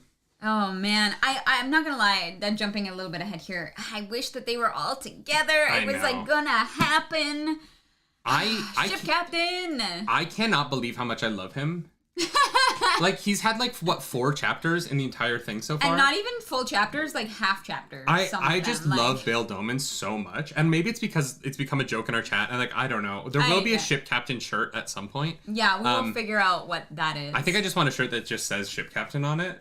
And I would love to have it say ship captain and just have like a tiny little toy boat that says spray on it. Oh, that would be so cute. Right? I wish I was an artist. I wish I could draw that. We need to find someone to make us a ship captain shirt. Right? It do be like that. So they go to a bar and they make a plan. They get all Ocean's 11-y. And we learn I like it. Min can just walk them in. Yeah, Min is like, they see me as a servant. I can kind of come and go I can bring my please. Friends. I was like, yeah, that's the servants, an insane security measure. Well, that's the thing. The Sanshin are so cocky. Yeah. And that's why you have a cocky alert on your channel so that you don't let people just... Yeah, I know. And Bail Doman saw Rima was forced to help still the other Aes Sedai, which is awful. I feel like I feel so bad for Rima. I don't even know her, and I'm just like, Rima, I'm so sorry, girl. Yeah. And Nin flashes her Aes Sedai ring. Yeah. And uses it to be like, look, I'm an Aes Sedai. You get, or Nynaeve, yeah. Yeah. I keep calling her Nin. Nin, I know. Nin, yeah. Mm-hmm. And so Nynaeve is like, I'm an Aes Sedai. I'm gonna have 2 more Aes Sedai with me. You get that ship ready, and you do not leave until I'm on your ship. And Bail Doman's like, all right, let's do this. Let's go. She says 2 or 3 days from now. And that's kind of the chapter. It's just kind of like they spell out the plan. We're gonna just walk in, grab Egwene, and leave. Yeah. And I'm like, wow, okay, that's your plan. Well, because it's very clear that the Sanshin are like pretty comfortable, and the biggest hindrance to them leaving is like the other is if they leave by land, they're not fast enough. But if they leave by ship, and Bail Doman's like, I can sail in the shoals, and as long as you can keep the channel. Yeah, but he said that before. He did, but then the magic happened, and he was like, they're just going to explode the ship. Oh, sure. But, like, my question is, like, what can the Aes Sedai do to, like, we haven't seen Aes Sedai be able to, like, block magic attacks before. Right, they can just attack back. Yeah. And so, like, maybe there's a way to, like, block the water exploding in front of the ship, but, like, it doesn't seem like there's a lot of defensive channeling. Maybe there's, like, a shield that they can do, like in, like, Harry Potter, where they all, like, point their wands at the bubble in the sky. I'm just saying, like, it's got to be possible, right? Especially because the Aes Sedai are defensive. They take oaths where they cannot even fight unless one of. We've just never seen anything like that. It's true. I guess we've seen wards. I guess I don't know if they know wards though. Bobsy, thank you for the super chat. I do be praising Ship Captain Bail Doman. I do be praising him as well. And so now we get to 44, and y'all, wow, this is gonna get crazy. Oh yeah, and this is the tip of the iceberg. Matt, Perrin, and Huron find Finn's trail. Fane, yeah. Mm-hmm. In a town where Bornhold. This is where Bornhold recognizes Perrin. So they're like, all right, we found Fane's trail. Let's go. And Ingtar's like, okay, let's go right now. Yeah, we know where it is. We're wasting 0 seconds, and we're hopping this fence. Bornhold realizes that he saw Perrin, and he's like, okay, we have to leave now as well. So he locks everyone in the inn and pretends that there are guards outside. He's like, lock them in with food, and then in a couple of days they'll find their way out. They'll get enough courage. They'll figure it out. And eventually. I was like, this is like wild, nice of him, I guess. Yeah. I guess this is the moment where you can be like, this is a good thing that a bad person did. Going back to our earlier conversation, and so they're like, we're gonna walk towards Falm, and I was like, okay, just gonna set off at a walk. Just like a leisurely. All right. And I wrote MPH arrive in camp, which I liked because it reminded me of Neil Patrick Harris, who I have a great amount of respect for. And in camp, Rand is practicing the heron rushes through the fen or whatever it is. I wrote it in the last chapter, but and Ingtar's like, you don't do that. You open yourself to be attacked. Foreshadowing. And he's like, it's just for balance. Like, I'm just balancing Ingtar. It's just for balancing, Tar. God, leave me alone. You're not my dad.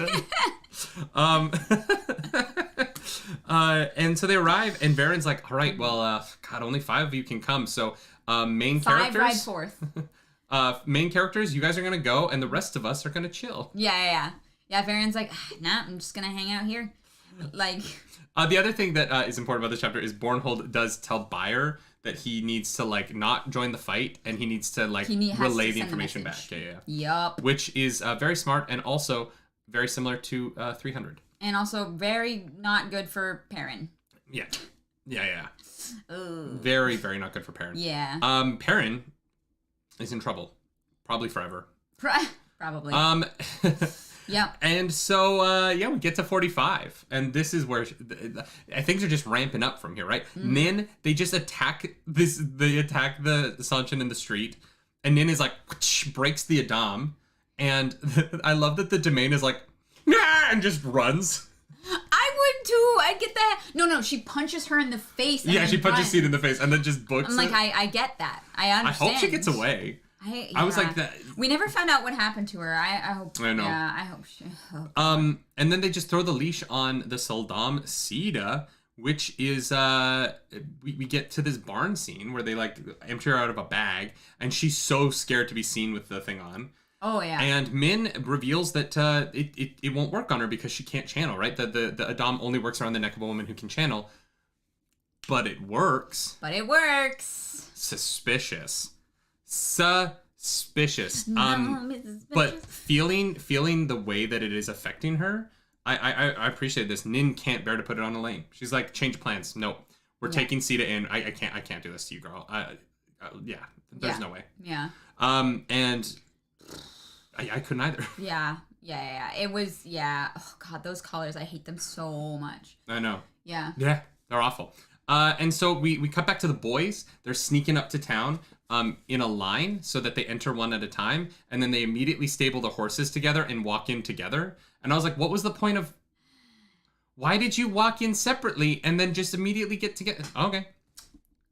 Sure. I guess so they go through the front gates separately, but then in town they're like, I guess. It's less weird to have 5 men in town together than it is to have 5 men walk in together. Maybe. I don't know. But also they're like, God damn it, there's too many. There's too few people on the streets. It's suspicious that there's 5 of us. And then my note on this, I just wrote, the 5 sneak into Falma and then just straight into the house and into the room with the horn. Oh yeah, they waste absolutely no time in this chapter. Robert Jordan is like, look, this book is getting long. I really got to speed things up a little bit. And so they go straight to the house. I mean, obviously, Huron can smell And Matt can feel the dagger. Yeah, and Matt Well, no, Huron's going, like, up in every street. He's like, Fane has been everywhere. And Matt's like, it's there. Yeah. I feel it. Yeah. I need it. My precious. Yep. So they're like, all right, well, it makes sense that the dagger's probably with the horn, and so... I do love... There's 20 guys up front, so they're like, well, let's go... Ingtar's like, let's take him in the rear. And they go in the rear. There's one guy. Ingtar's like, dead. Although it does sound like the High Lord was like expecting. Not until the guy dies. The body is found dead, and then he pulls the Jabba. Oh, I guess. So they go inside, and then the boys lose their minds because there's a woman in that like translucent thing, and they're like, boobies. Yeah. Ingtar's like, yo, get your shit together. Matt's like, Rand, do you see the boobies? I see boobies. Perrin, do you see the boobies? I see boobies! All right. We have audio listeners. Yeah, that was a good joke. So they just kind of like go to the room where the dagger is, and yeah, it's that easy. They're like, we're here. Matt grabs the dagger, and much like one of my favorite films of all times, Return of the Jedi, Jabba the Hutt starts to laugh from behind the curtain, and then it is revealed that the Shan are already in the room waiting for them. And I was like, oh my god, this is literally the Jabba the Hutt scene from Return of the Jedi. Yeah. When Leia goes to Han in the middle of the night. Yeah, literally. I was like, it's Jabba the Hutt. I loved it. It was very fun. Turok. That's his name. I never remember his name. I'm like, the High Lord guy. And Kate, this is going to be such a weird thing, but I cannot read Turok without wanting his name to be, his last name to be Makto. Because Turok Makto is what Jake Sully becomes when he rides the big red dragon, the Turok, from Avatar, the James Cameron movie. And so every time it'd be like, High Lord Turok, I'd be like, High Lord Turok Makto. Turok Makto! I love that you say Jake Sully, even though it's Jake Sully, no, but that's how they say Jake it. Sully. Because that's how Neytiri says it. Oh and my god. She was a crush for me that I don't know that I ever got over. That's fair. You know. Zoe Saldana. Anyway, get it. Zoe Saldana should be Lanfear. She's hot. And she's just such a good actress. That would be fantastic. So Turok is like, we're gonna get you, and then one of Turok's guys steps forward, and Matt is like, whoosh, with the dagger, and he disintegrates. How did Loyal survive the stabbing? I understand now, chat. I get it. Yeah. Everyone was like, how did Loyal survive the stabbing? And I was like, because it's a dagger, whatever. He's an Ogier. He's super strong. Gets like poisoned or something. That dagger is horrifying. You know, he literally like explodes. Like, oh my god, there's a really bad movie where there's that like visual, I can't remember what it is now, but I can literally see the guys like blowing up in my head, and like reading it, I was like,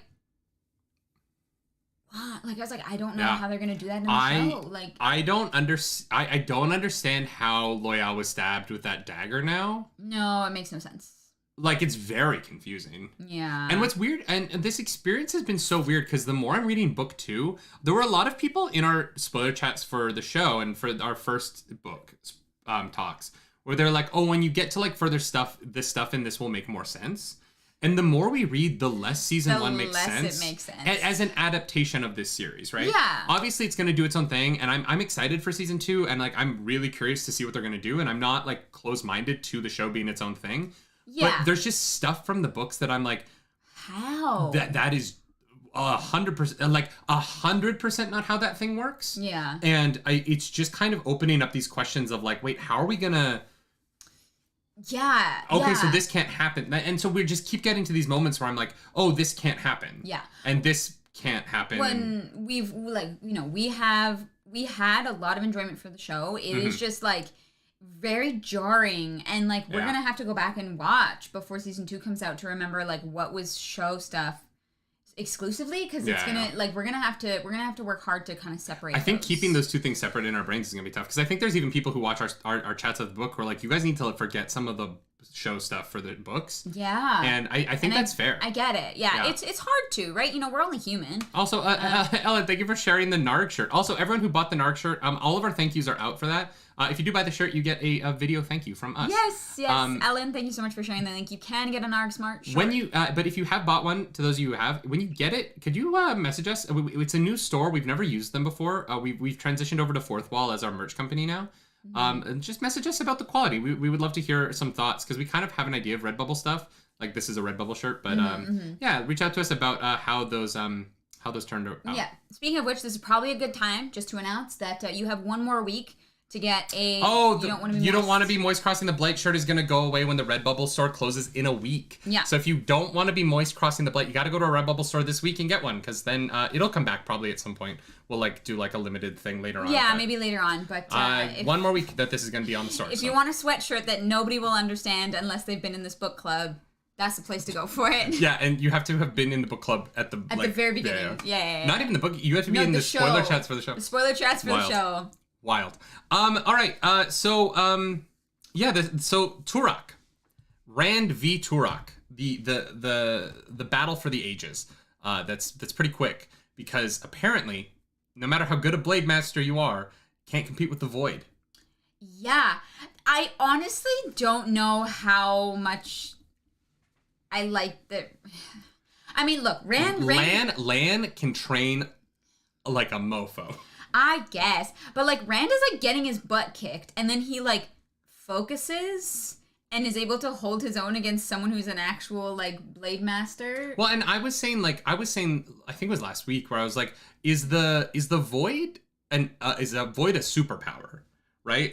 Does it make him superhuman? And people are like, no, it's just focusing. It's like meditating. And I'm like, no, it's not. It is clearly not. It is a superpower. Yeah, he is able to hit every single Grom in the middle eye and defeat a real, Heron Blade Master. And so is the Void channeling? That's what I am wondering. That's what I can't figure out. If the Void is linked to channeling. I don't think the Void is actually channeling. I don't think it is actually channeling, but I think that it has to be linked somehow. It can't just be I'm concentrating and meditating and one with my sword. There is a part of me that thinks maybe the Void, and I'm trying not to read chat right now just in case there's spoilers.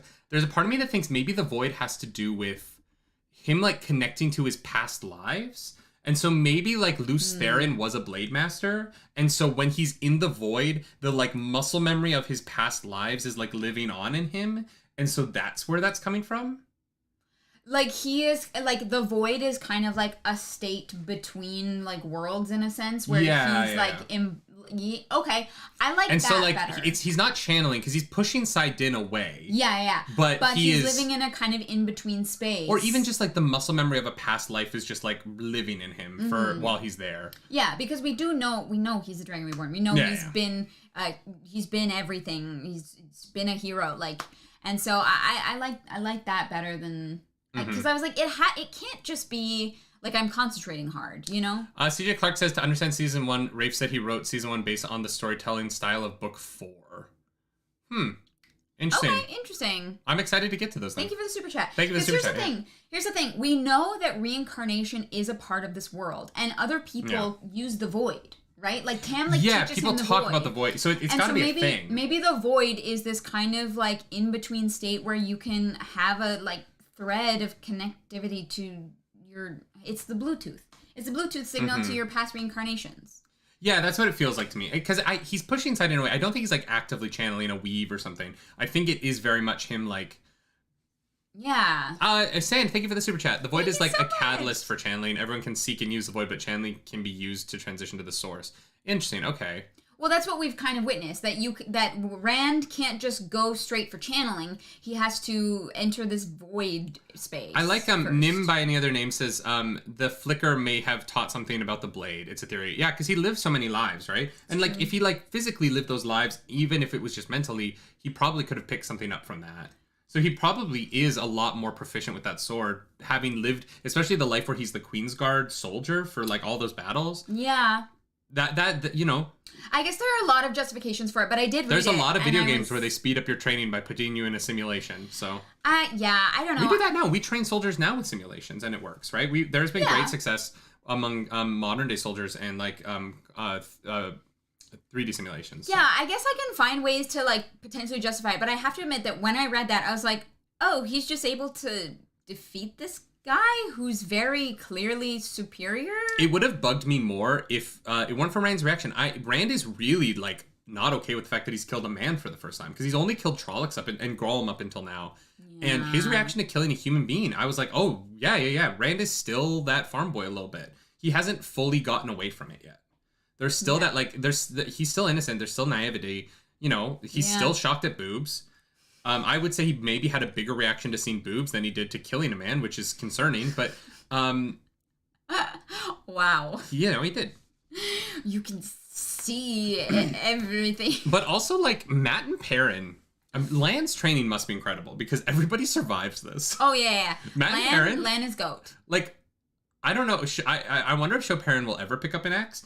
But like Book Perrin can wield an axe. Oh yeah. Book Perrin is like he's ready to go. Oh yeah. Book Perrin, actually, you know what though? Matt and Perrin both have superpowers.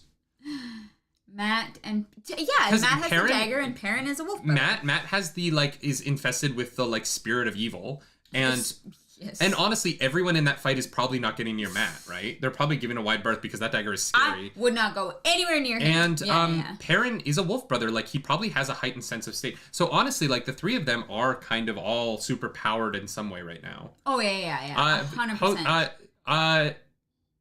Yosu, I don't know how to pronounce your name. I'm so sorry, but thank you so much for the super chat. Rand is not Blade Master level. I won't go into spoilers, but he didn't win that fight with just his sword skills. Well, that's what it seems like. He has to have, like, the void has to be something Webcams.com, else. Hot Girls and Boys video chat. We get spammed, guys. Oh my god, we made it. We made it. Well done. Remember when they tried to ruin my birthday with that spam bot? Yeah, I do remember that. That was over on Twitch. Follow me on Twitch, twitch.tv/nerdynightly. Anyway, next chapter, 46. Nin, Elaine, Min, and Sita just walk into Egwene's room. They just walk straight there. Yeah, it is another moment where it's very convenient that no one seems to really look at you too closely. Because we had this chat last night. We're like, how many Damain and Sodam are there that they don't realize that the woman coming down the stairs doesn't recognize Nin, and because the Saldam coming down the stairs, the Saldam coming down the stairs doesn't recognize Nynaeve. So how many Saldam are there? There's got to be at least like 120, right? Like, there has to be, the number of them has to level to a point where, thank you for that super chat, Ian. RJ said that the standard for Blade Masters is lower in Shanshin. Interesting. Oh, which is funny because he's like, is the required level for Blade Masters in this continent lower? Yeah. How many, the pronunciation is Damani? No, there's no way. Damani. Someone commented on our last... Oh, but official ACM says it's Damane. Damane? Oh, yeah, they're the Damane. It's the Canadian version. So I'm going to double check this because someone last week was like, it's they were saying it was Shanshin instead of Shanshin. No, they were saying it was Shanshan. They're called the Shanshan. And I like checked the back of the book and I was like, no. Okay. All right. Well, the Damane, how many Saldams are there? Because in order for that woman to not... there's an extra chapter at the back of this. I didn't notice. It's the first chapter of the next book. Yeah. Where you don't read that. No, I know. After next week's episode. I'm saying don't read it. I'm not reading it. Don't. Stop reading. Galad. Do they not have... I don't think they have the Damani. Oh, I guess they don't. Like, how many Saldams would you have to have in order for a Saldam to not recognize another Saldam in that house and just be like, oh, whatever, they're wearing the dress? Yeah, like there has to be like 500 of them. And are the people from across the water, are the Shanshin, are they so physically similar to the people over here, even though it's been like 1,000 years, that like Nynaeve could reasonably... Damani? Okay. Well, the Damani, all right. So there would have to be so many, right? Because Nynaeve should stick out. Yeah, but like what I was saying last night is there are so many more Soldam that we know that that's true, and like there are people coming and going from all over the place. That and like yes, it's convenient, but I can also kind of understand it. Yeah. You know, it's one of those It things. just would have to be a lot. There would have to be a lot of Soldam. Yeah, there has to be a lot for sure. Which is heartbreaking. The one thing that we didn't touch on the last chapter, which I don't know if you have any thoughts about, but like the servants who literally just kill themselves once their lord is dead, and no one like cries out, no one like raises an alarm. Like everyone is just so. The Shanshan suck. I don't know, dead. They're like they have no individuality or freedom or any like the two literally just kill themselves when the Great Lord is dead, and the other ones just like do not give a damn what is going around them. Like they're just like, all right, well, this is probably the most interesting thing I've seen this week. Like it's so weird. Like I don't know. I don't know if you had anything to like say about it, but it just, I think, really enforced the Sanchin are like the bad guys. Yeah, they're awful. Like they're 1000%. really awful. Yeah. Oh no, 1000%. Yeah. Yeah, it is interesting, right? Like because you would think like the Adams are how they train the Marath Damani, but the Damani. What I don't like it honestly. I think domain sounds better personally, but I don't know. I didn't write it. There's clearly a brainwashing and an institutionalizing within the Sanchin that happens across the board, and it's not just the Marath Damani. It's kind of like at every level of that society. They're they're very controlled. Yeah. It's gross. So Bail Doman still waiting. Yeah. He's still waiting, but they get into Egwene's room. And Nynaeve just is like, and I was like, she can just kind of like the collars. It's cool. And Egwene is like, thank God. Yeah. Oh man. And Egwene reveals that Rena has let slip a little bit too much. And Egwene is like, they can channel. And then she just starts. Rena walks in the room and is like, what's going on? And Egwene picks up that picture and she does the thing she wanted to do, and she just starts beating the crap out of Rena.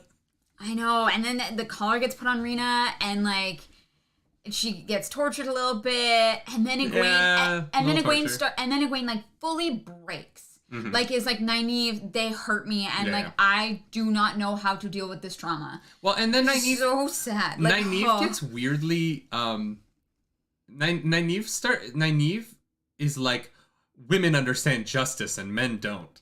And that whole monologue, I was like, all right. That was a little bit much. I understand like where it comes from. The idea that like men are quick to revenge instead of justice. You know, the trope that like the men are more prone to like violence, and they will like kill you if you kill or if you hurt something. You know, like that like very basic kind of understanding of. But yeah, it was a little bit much. Nynaeve being like, the men are like too weak for like actual justice. In my experience on Twitter, there is no gender disparity between people who rush to judgment too quickly. Yeah. It's not a gender thing. It's just kind of a human thing. Yeah. But she's like, that chapter or that paragraph, it's a long paragraph where Nynaeve gets like real like. Men can't understand real justice. Only the Women's Council doles out the real justice. And I was like, all right. Yeah. Calm down. Yeah, it was a bit much. I'm like, Nynaeve, I get you, but... Glenn Peterson, thank you so much on Super Chat. Domini training leads to Stockholm Syndrome, only taken to the ultimate extreme. Oh, definitely. Yeah. Definitely. Yeah, it's horrifying. C-Sting says, strap in, folks. There's more of that to come. Can't wait. Can't wait. That's going to be fun. Yeah. It Could Be Ryan says, you gotta remember the culture Nin grew up in and how this shapes her worldview. Yeah, no, I totally understand that. Any culture that divides, like, intellectualizing or judgment, or, like, any culture that creates gender barriers for certain ways of behavior, I just don't abide by. I think that like I think that leads directly back to Nynaeve being the big fish in the small pond, right? She grew up and was surrounded by a bunch of men who doing the best, and some of them are good, but some of them are like really shitty, and we kind of know that. You know, there is a literal family whose name is a joke because of how like. Oh, sure. I'm just saying, like, I don't agree with it in the way that, like, I don't agree that there are any gender roles that are inherent. I don't think, and that is my personal beliefs, right? Like, totally. I don't hold that there are any, like, aspects of gender that are inherent to somebody's intelligence or ability to show mercy or ability to want revenge. Yeah. And, like, it is tropey to say, like, oh, well, yeah, of course, men want more revenge than women. I don't think that that's true. No, I just think that, like, it is a story that we as a society tell. Mm-hmm. And so when I see media that tries to kind of like lean towards those tropes, it is my opinion that I call it out and I go like, I don't think that this is true. I don't think that men or women are more likely to do any of these things. I think that like we as a society have like kind of pushed ourselves into believing these boxes about each other. Yeah. And I think that we're at a point right now where we're trying to undo those boxes a lot, right? We talk a lot about like gender roles don't need to exist. Yeah. They do, but they do because we believe that they do. Yeah. And like Nynaeve, I think that Nynaeve's view on men's justice exists because of her upbringing, because of her like interactions with the world, and that's why I don't. I understand why Nynaeve believes it. I don't think it's wrong for Nynaeve to believe it. I think that it is a wrong point of view, and those are different things. And it makes total sense. And I'm like, I understand Nynaeve's point of view and exactly where she's coming from, and I think that that's what makes. I think that that's what makes Robert Jordan an incredible writer when it comes to like characters, is that like he can relate to people on a level where he can understand why they believe certain things, especially like judging, especially based off their experiences of the world and how they've been brought up. Because I believed it. I'm like, I totally get why Nynaeve believes this, right? Oh, 100%. Yeah, no, I totally get why she believes it. I just, I don't, right? And like, I just don't agree with it. And that's just... That's fine. I don't think that Robert Jordan agrees with it either, right? I think I don't think so. I think it's very intentional on his part to have his characters have these points of views. I'm not saying that like Robert Jordan was wrong. Yeah. I'm saying that Robert Jordan created characters whose worldviews I don't agree with. Yeah. And that's good writing, right? Great. Like, it's great. And Nynaeve is not perfect. Like we know that. And I love that everyone is so complex, you know? Yeah. 100%. So Egwene loses a little bit in the room, but boy howdy does she lose it on the street. She sees the Shanshin coming. She's like, I'm not going back. And we've learned that Egwene, unlike most female channelers, Egwene is real powerful with the earth. Yeah. She has that like fire and earth abilities that are usually stronger in male channelers. And she just starts blowing the street up. She's like, fishers. And then Nynaeve's like, oh, we're doing this? Lightning. And then things are going crazy. Yeah, and Nynaeve's like, yeah, you dumbass. But also, like, if I was Egwene, would I have done any different? Probably not. Probably not. If I had experienced that for probably, it's been a few weeks, I think, is what we're meant to believe. Yeah, 100%. I would be like, absolutely not. Absolutely not. Like, get me the hell out of here. And I would have blown shit up and ran for the woods too. I get it. Yeah. I mean, it's tough, right? Like when your trauma is that deep, it is hard to imagine the smart way through. You just want to do the most reactionary way through. And she really does, right? Like she's like, Nynaeve is right. I think they could have probably just walked past those guards.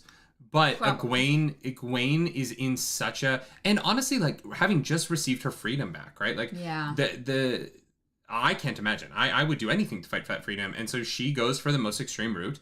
And it's totally understandable why she does what she does, right? Like, I think that anyone in that position would do the same. And I think that, I think that Nynaeve's kicking herself a little bit for not realizing that.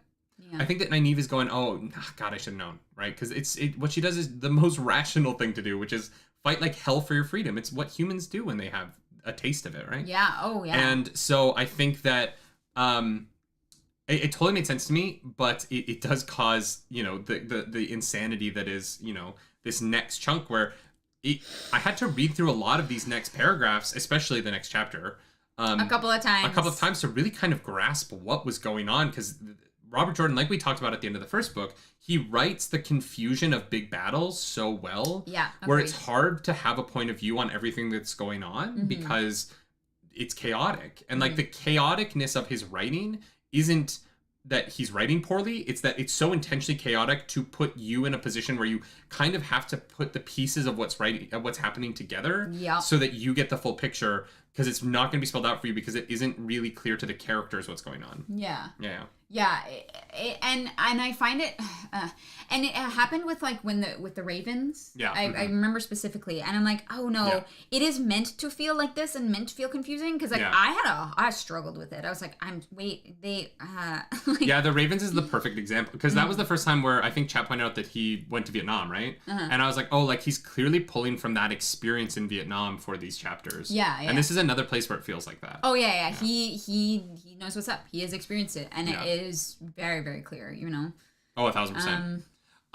We cut through a couple of people. Bail Doman sees the lightning in the sky, and he's like, "Hold, we're still waiting. Still waiting. Not at yet. This point. Yeah. We need the person making that lightning on this ship, or else we're not going to make it out." Yep. And then we cut to Ingtar and Rand in an alley, and Ingtar's looking at this alley that he's in, and he's like, "One man could hold off 50 here," and the Shanshin are coming. Yeah. They're coming down that alley, and Ingtar reveals to Rand that our boy Ingtar, one of my favorite characters in this book, was a dark friend. Importantly, because I was trying to figure this out, right? I was trying to figure out why Ingtar would have done the actions that he did since they left Faldara if he was a dark friend. If he was currently, yes. If he was like currently a dark friend. Yeah. And it really comes across like he was up until the moment that the arrow was shot in Faldara. Yeah. And that was the catalyst for him wanting to turn things around. Yeah, he's like, I don't know if it was meant for you or for the Amerlin, but... Yeah. And so everything about the Horn and about his redemption and about leading... And here's the thing. This is why Robert Jordan's so good, right? You totally understand why Ingtar became a dark friend. Yeah, the line where he says, "We're fighting this war and the Southlanders don't even believe it's happening."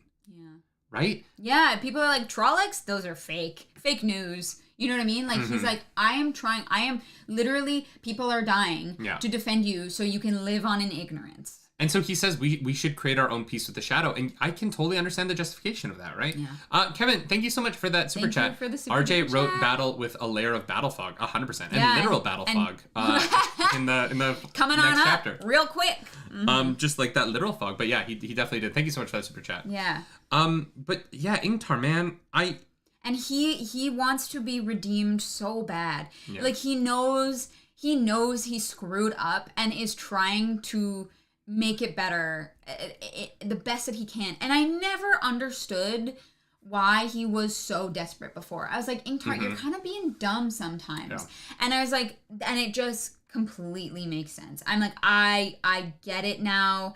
All the puzzle pieces fell into place. Yeah. And I was like, you need this horn more than anybody else. And he even realizes it. He's like, you can't search for it for glory. And like, that's not the point. And he's like, I've been missing the point this whole time. No, that's not what he says. He was not searching for it for glory.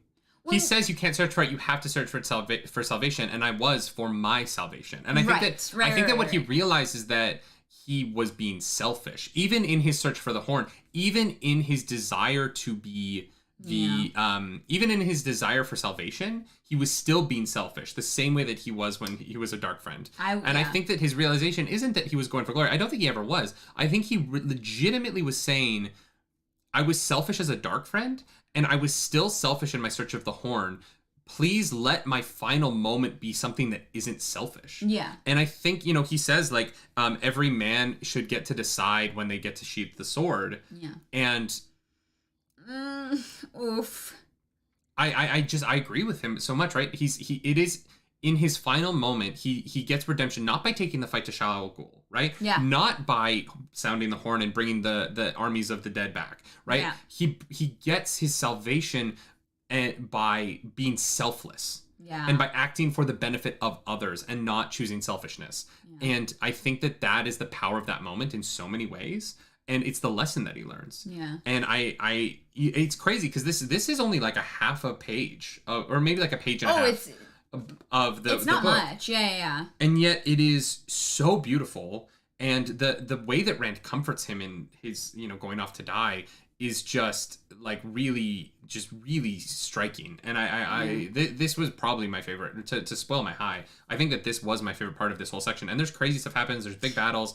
But like this conversation with Ingtar and about the reality that dark friends aren't just evil. Like when I was talking earlier about how I want my bad guys to be complicated, this with Ingtar, this is what I'm talking about, right? Like he's done evil things. He's worked for the Dark One, yet there still was this other side of him. And I really loved this. I thought it was just fantastic writing and heartbreaking. Like this was the most heartbreaking part of the whole book to me. Other than what happens to Egwene, obviously, but that was different. Yeah, but Egwene is still alive, right? Yeah. And like, and it just makes me wonder, like, what did Ingtar see when they were going through the portal stones, right? Like, I can't imagine, right? Yeah, like what? Because he would have seen the lives where he fully went over to the dark side. Yeah. And like, I can't imagine. And like, what does that mean? And you see the consequences of that, like, oh God, no wonder he. Mm-hmm. And he changed after that. He was definitely more desperate. Right, like more pushy and. I'm curious to see if going through the flickers has more changes on other characters that we haven't realized yet. Like Rand maybe knows more about the sword. I wonder if Perrin and Matt, if we're going to learn more about their experience in the flickers. Well, I would have thought that Matt would be like a little more careful about not revealing Rand to the world, but I think the dagger's just kind of. Maybe that's it. I don't think he's fully in control. Yeah. Did I cry to that? So. I didn't cry reading it. No, I didn't cry, but because so much else was happening. Yeah, but it was heavy. Yeah. Like it was impactful. I haven't cried reading any of these books yet. Yeah. I will. Don't get me wrong. If anything happens to Min, I'm fully on the Min train now, y'all. Mm-hmm. I'm a Min shipper. Min and Rand need to end up together. He needs to choose Min. I think he ends up with all three, but like. Yeah. I'm fully on the Min train at this point. I love her so much. Yeah. Because she has no reason to keep being a part of all of this, and she is kind of like she's being forced to, and she doesn't want it, but she's like a little bit more open to it than she'll admit it to herself, and I just love her. Yeah. So thanks to Ingtar's sacrifice. They're running from Ingtar's death, and they get caught between the two armies. The White Cloaks are advancing towards them, and the Shanshin are advancing from the rear. And they're like, well, God, what do we do? And Matt is like, well, they say the horn has to be at the final battle, but they didn't say it can't be blown before that. And I was like, that seems like a weird loophole. And then Matt's like, I guess I'm just gonna blow the horn. Do you guys want? I'll do it. He, pops that in his mouth. And I really wonder what his embouchure is like. You know what I mean? Like, because he's never played a horn before, right? And so he wouldn't have a developed embouchure. But as a former trumpet player, God. Hey, it's important. Sure. You cannot blow a horn for very long because your cheeks get tired. You have to develop your embouchure so you can sustain the horn for a long time. You're a freaking nerd. Yeah. Okay. Yeah, he was bad at the flute, so I don't know. I feel like the horn does a lot of the work for him. That's true. Yeah. I think it carries him. Finley Jackson says, my dad plays the French horn, and this is the only time I've heard that word from anyone else. Same. Oh, man. So he blows the horn, and I told you this last night, but I don't know if you guys play Skyrim, but there's a quest in Skyrim where you have to get this thing for this god, and then it's Merida's beacon. Yeah, so quest. you get shot up into the sky, and then Merida talks to you in the sky, and I was like, oh, it's the Skyrim quest. He blows the horn, and then the 5 of them are suddenly floating in the air, but they're also underneath. And yeah. Y'all. Arthur Hawkwing just walks out and he's like, "Hi, I'm Arthur Hawkwing." And you're like, I was like, this is book 2. Yeah. There's 12 more books. I know. That's why I freaked out, because I was like, we are in book 2. Sir, this is a Wendy's. We are in book 2. This is not a Wendy's. You cannot bring me Arthur Hawkwing already. Like, oh my God. And then Brigitte comes out and I'm like, is Brigitte the third woman? I hope so. She's cool. Brigitte's bow.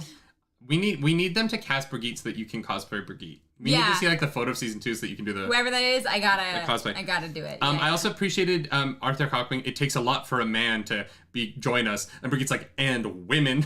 And I was like, yeah, Brigitte, you tell him. You tell him. Yeah. But yeah, Arthur Hawkwing and Brigitte just kind of appear with the 100 companions. I'm assuming that they're the 100 companions. I'm assuming their past life was being the 100 companions with Luce. It can't be with Luce Theron. Well, it says roughly 100, so it's 116. Okay, so it could be them, including a couple other people. CJ Clark Easter egg: Brigitte was the doll given to Matt. Really? The doll. That's interesting. What doll? The doll that was given to Matt. Brigitte, the doll in season 1. That the girl gives Matt. Oh. Really? Apparently that was Brigitte. Okay. If you say so. I'm not like... No, the 100 companions were all male channelers. Oh, okay. I'm wrong. They weren't like warriors. Yeah, I guess.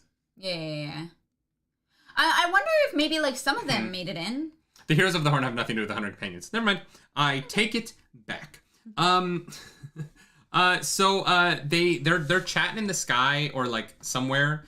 And Arthur Hawkwing's like, "What's up, Luce?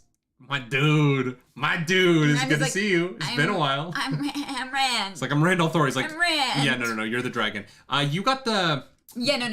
You got the banner? Because, like, if you don't have the banner, there's not a lot we can do. Yeah, I was like, wait, what? The horn can summon us, but if we don't have the banner... And I was like, well, then the Dark One can't use it. Because in the book, they're like, well, it depends on who blows the horn. If a dark person blows the horn, then the 100 companions will fight for darkness, right? That's why Fane having the horn is so dangerous. And so I was like, when Matt blew the horn, I was worried because Matt is infested with a darkness, not the Dark One's darkness, but a different taint, right? Matt has just been all up in a taint lately. And... So, 100 commands of Yisgurmore. Thank you, Steak, for the super chat. Yisgurmore. LTT's 100 companions were 113 male channels. Damn it, I thought it was 116. I thought I was big brain there. Thank you, Sir Blaze. So close. So what was I just saying? Lycan Brother says it's like the Army of Ghosts in Lord of the Rings. Sort of. Yeah, kind of. Except for that the Army of Ghosts, it's like the movie version, but a lot less, and not the book version, because the book version is very different. Because the book version does not go to Minas Tirith. It doesn't matter. That's actually one of the things I think is better in the books. It does not matter. The point is, we learn a lot about they need the banner, and I found that fascinating because I was like, oh well, if the Dark One didn't have the banner, then he couldn't do anything.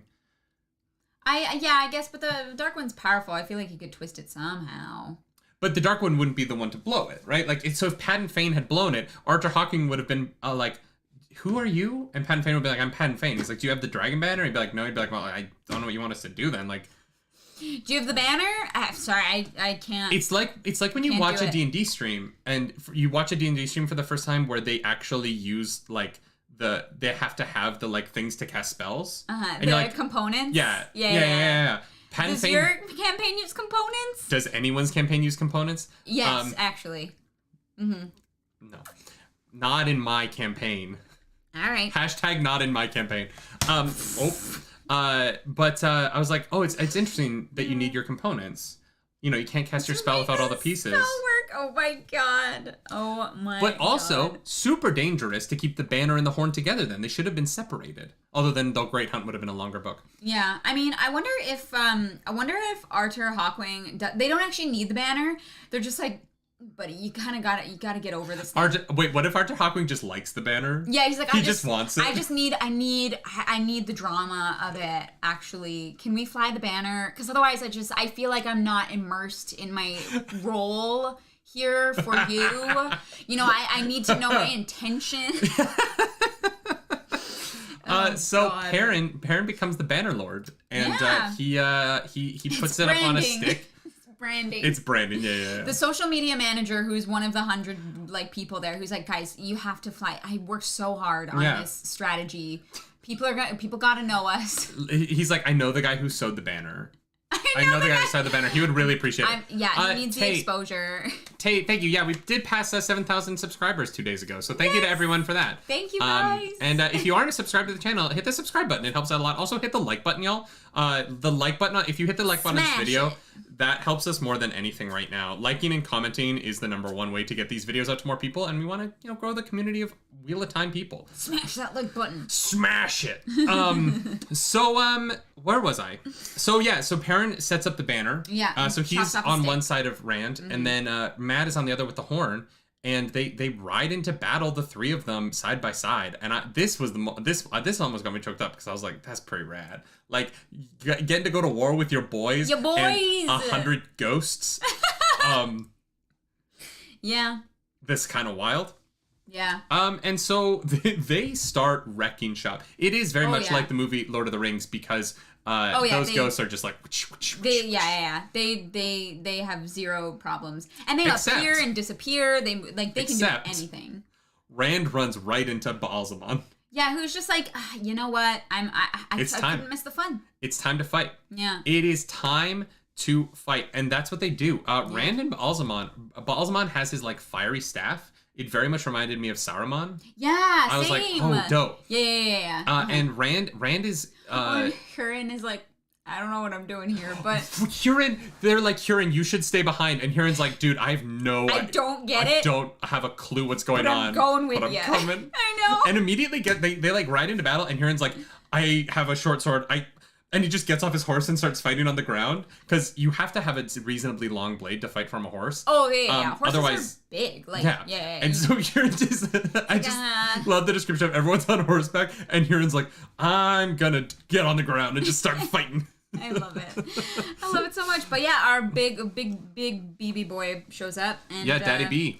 Daddy B. And is like, still doesn't change any tactics, but it's like, it's a showdown. It's time. And then they fight. And I appreciate that Rand winning in the fight in the sky makes the fight on the ground go better. And so there was like They're tied connected. Together. And this was the moment. Where I was on the couch downstairs. She had already read it. And I yelled up the stairs. I was like, I feel bad for Rafe Judkins. Because how the hell do you put this on film? No. Yeah. I don't know. Like...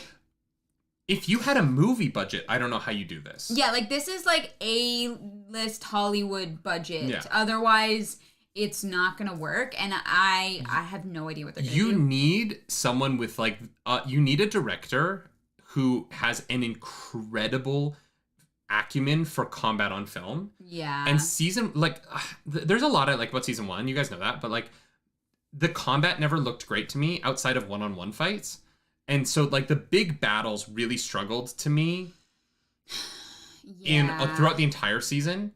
And the idea of this fight, to me, it seems almost unfilmable. And I do not relish the idea that there are people who are going to try and do this because... I just don't know how. Yeah, I also don't know how you cut this book and book 3 into one season. Yeah, which apparently is what they're doing. There is so much in this book. I could turn this book into 2 seasons of television. Yeah. I could easily turn this book into 2 seasons of television. Oh, God, yeah. Like, and I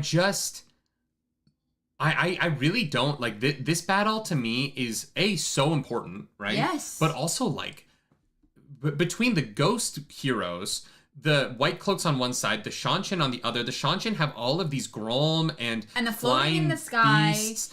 The floating in the sky. magic that the girls are using. Like, I Peter Jackson for Wheel of Time director.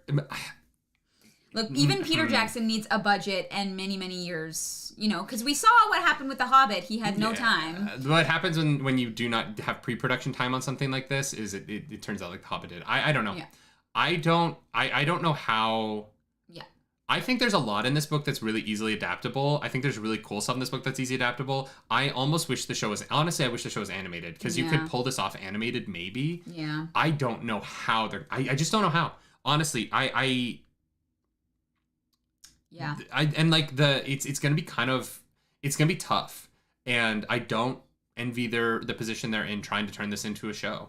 And I kind of understand why it's taken so long for Wheel of Time to be adapted. Obviously, the length is a problem, right? 14 books is a lot, but like stuff like this is so massive. Yeah. Daro says this stuff is why it is actually unfilmable. It only gets crazier from here. And I believe you. This is only book 2. You know, Yeah. like I'm reading this. I was like, what? Holy hell. Right? Yeah. And I was like, I don't know how you get bigger, but I know that it does. Because It this has is bigger. to. This is bigger than any fight in Lord of the Rings in terms of like on film scale. Well, especially when you add in the like magic and in the air and like I guess no. Balsamon. I guess Minas Tirith is on par, but Minas Tirith cost like $80 million. Yeah, like You know what I mean? Like Yeah. Minas Tirith, like that Yeah. movie had a I think a $200 million budget. I And have that no movie, idea. a third of that movie went to Minas Tirith, right? Yeah. I don't know. I really don't know. Luckily, you don't need a fancy city like Minas Tirith. You know, like the Tom and Head doesn't need to like be fancy, but still yeah. you need like they had $100 million for the last entire season alone. They don't have anything close. Eric right? figured it out. Fog machine go. We're not going to see anything. It's all going to be in fog. No. We're not going to see anything. It's just going to be fog. I hate it already. I know. Don't do this. Especially to me. since the VFX in season 1 weren't like the best. They weren't great, but we do know that a lot of season 1 was affected by COVID, and hopefully. Oh, sure. things I are just gonna mean step like. up, but like. But like the yeah. It's just tough. The 3-leveled fights remind me of Star Wars, very much so. Yeah. This reminds me. A lot of this book reminds me of Return of the Jedi. Structurally, and like in terms of some of the events, like some of the events literally are like echoes of Return of the Jedi. It's interesting, and I like that about it. That's not a complaint.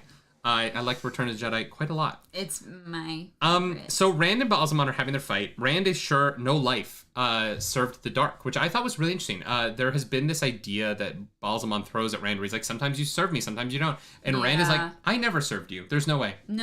No, none of my past lives have ever served you, and that I'm sure of. I'm still not going to say that I'm the dragon reborn, but I'm confident of this one thing. He's so goddamn stubborn. He's so stubborn. Like, Jesus. Yeah, and I think that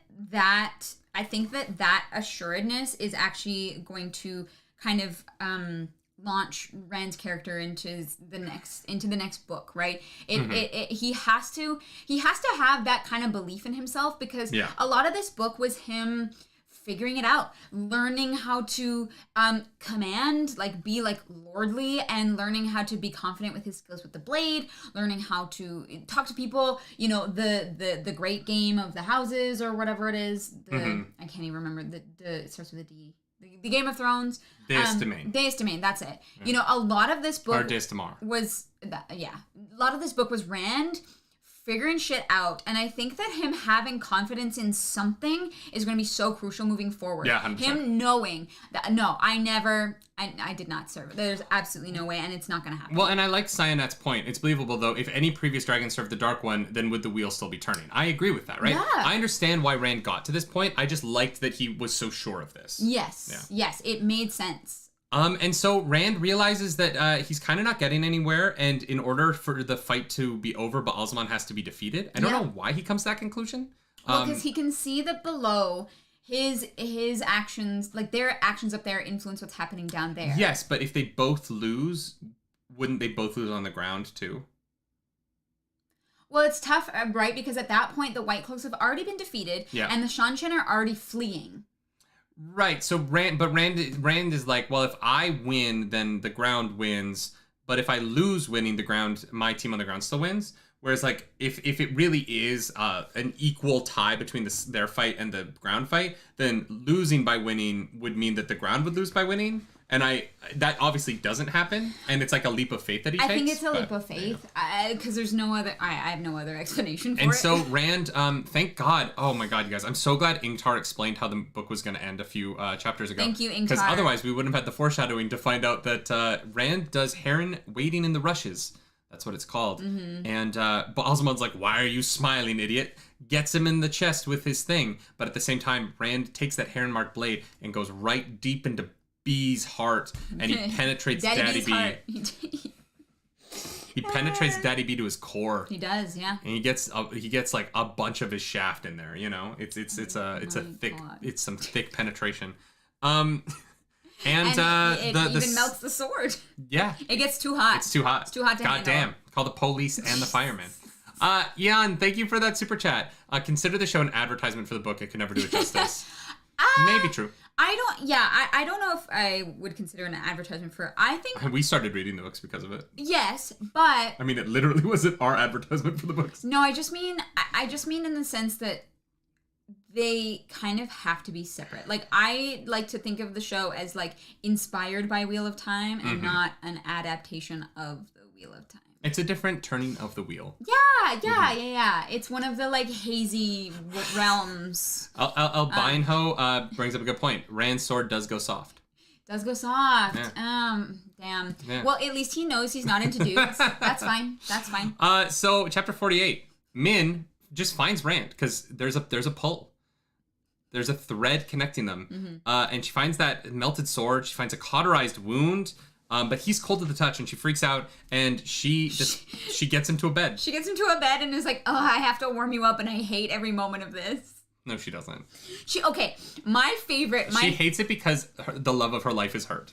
My favorite part of this book here is that Min is bisexual. What? My favorite part of this book is that Min is bisexual. She's like, I like men with education and wit. I have no interest in farms or sheep or shepherds, especially boy shepherds. That's not what that means. Yes, it is. No, she says she says Min that likes she ladies. No, she likes older people. No, Min likes ladies. That's confirmed. You can't take this away from me. The amount Min that you have to read into icon, that, and I don't care what you say. I love it, and it exists in my head rent free. You know what? It does exist in your head. Yeah. So they're lying in bed together, and Egwene just like walks in, and she's like, I found him. I felt it too. But Elaine felt it. Oh, God. Nynaeve didn't. Doesn't matter. And then Min's like, well, Min throws shade here. Min is like, well, if you're going to throw him away, I'm going to pick him up. He's mine now. Yeah, she like lays claim. And even in her head, while she's being like, I hate she's this. Like, why? I don't want to be in love with him. Yeah. She fully is like, I call dibs. Get out. Yeah. No. That scene to me was so weird. And especially because like Egwene is like, oh, like she knows what's happening. And I want Min and Rand. I like them. Or all of them all together. I think part of it's that like maybe they're all bi. The actress who plays, maybe they're all bi. Maybe they're all bi, and it's just like all they all people just are like a little, sexuality is a spectrum. Exactly. Maybe Elaine and Min and Egwene are like all that time we spent together in like one of our bedrooms. Nah, Egwene's not gonna be a part of it. Don't tell me that. Egwene's gonna go chase Galad in his shirtless hotness. Yeah. And then Celine just walks in and she's like, "Hey, I'm Lanfear. Keep him warm for me. I'll be back." Yeah. And you're like, maybe Lanfear's the other one, and they all just have a really hot time together. She's just casually like, "He's mine. My name is Lanfear." And I what I appreciated about it was that Min lays claim, right? And then immediately Lanfear walks in and is like, "Oh, that's so cute. No, this one." That's mine, but you can keep him warm for me until I'm ready. Bye. Yeah. And I was like, oh my god, wait, Celine? Celine is Lanfear? Is Lanfear? I didn't call that immediately upon meeting her. I had no idea. What? This is shocking. The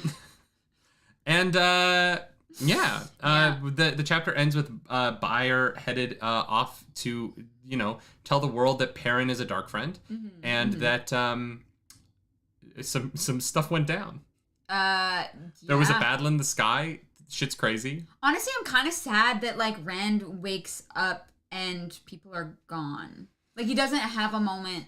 Because there's so much that happened, and I wanted our main characters to all touch base finally. Yeah, but they can't because Matt is in danger. Like Matt is going to die. I know. But I was like, Rand like literally saw Egwene with the collar and like did everything he could. I love that. Brigitte is like, you always pick the dangerous ones. Oh, during the battle, one of the reasons why I think the battle's really hard to film is Brigitte shoots giant arrows that blow up ships. Yeah.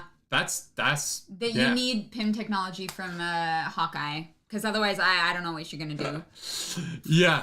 Brigitte, she's just out there, like, sniping Shanshan ships. Oh, Bail Doman did leave before they got on the ship. That's an important thing we skipped over. We did skip that. Yeah, Bail Doman holds out until as long as he can. The very last minute, and it's like, we got to get the hell out of here. And you can't blame him at that point, because he does not know those girls are alive. No. And they quite literally have to. Yeah. Yeah, Rand wakes up, and Egwene, Elaine, who's M? Oh, Matt, Viren, and Nynaeve, all gone. Yeah. So the only people left with him are Min and Perrin and Moiraine. Moiraine's Been a minute. back. Hey. It's been a minute. Hey, what's up, Moiraine? I love her. You disappeared for half the book. I love that Rand's like, you sent Baron, and she's like, that was not me, but cool. Yeah, Baron did that on her own. That was interesting. Which brings up, why did she leave Thomas behind? Like, I just don't, the whole time, I think we'll find out probably in the next book, but I was very confused by the whole Thomas of it all. Yeah, still don't know. Still no idea. I think we're gonna get answers, but I just, I can't predict it. Yeah, so Rand finds out that... Loyal is there. Loyal is there, yes. With his books. He's just reading. He's like, it. we're friends, right, Rand? And Rand's like, yes, we're friends. And Loyal's like, cool. I love it so much. If they kill Loyal on the show, we riot. We're done. Yeah. If they kill Loyal early, if he dies later on in the books and it's part of the series, then I'll understand. Like, that's the storytelling. But if he dies early on the show, we riot. I will stop watching the show. I love Loyal. I do too. I love him so much. And then Moiraine is like, yeah, everyone could see your fight. It was like projected onto the sky. I don't know what kind of projector they had, but like pretty impressive, right? That's some good technology. Same one they used for the bat signal. Oh yeah. Yeah. Right. Right. That's how it happens. And then we kind of end with this thought that Rand must choose, because he's like, I'm not the dragon, and she's like, look, dude, do you really want the world to get to the final battle and there's no dragon there? Yeah. And it's like, and Rand has chosen. God damn it. And then it ends with them being like, yeah, and then Rand chose. What did he choose? And I wrote in all caps, but what did he choose? It's a good thing we're gonna be doing the Dragon Reborn book in 2 weeks. Yeah. We don't have to wait that long. I know. I'm like, want to get on it right away, but but we have to do next week's episode. We got to do our full book recap next week, which I was actually thinking about it. I was wondering, should we create a channel in the Discord under the Nerdy Woodry Book Club that is strictly things that people would like us to touch on for our for our full book reviews and questions that they might have. Questions for the full book review. Yeah. That does allow our mods to curate it to make sure that there's no spoilers, and it's all in one place for us to read. Yeah, sure. So we'll add that channel to the Discord today, so people can start asking questions that they want us to answer for book 2 or book 1 and book 2 in the show, and everything up until now, and our mods will curate it so there's no spoilers in there. Yeah. So if you have things that you do want to make sure that we get around to next week, because we always never seem to have enough time to go through everything. Join the Discord. We'll make sure you guys get the link. What do you think Rand chose? I think he's gonna be the dragon. Yeah. It's literally the name of the next book is The Dragon Reborn. It cannot be any there's no way. Yeah, I agree. I think he chose the right thing. I think he chose duty, because the line is literally what is the line that leads up to it? Ooh, Kevin, thank you for the super chat. Guys. Think laser show at Stone Mountain in Georgia. I've heard of that and I want to see it. I've never. V Drake, thank you for the super chat. Moiraine is like, not only did everyone see this, there's already merch. Merchandising. You get a banner. Yeah, the artists are just drawing. I love how much I don't know if Robert Jordan has like contempt for street artists.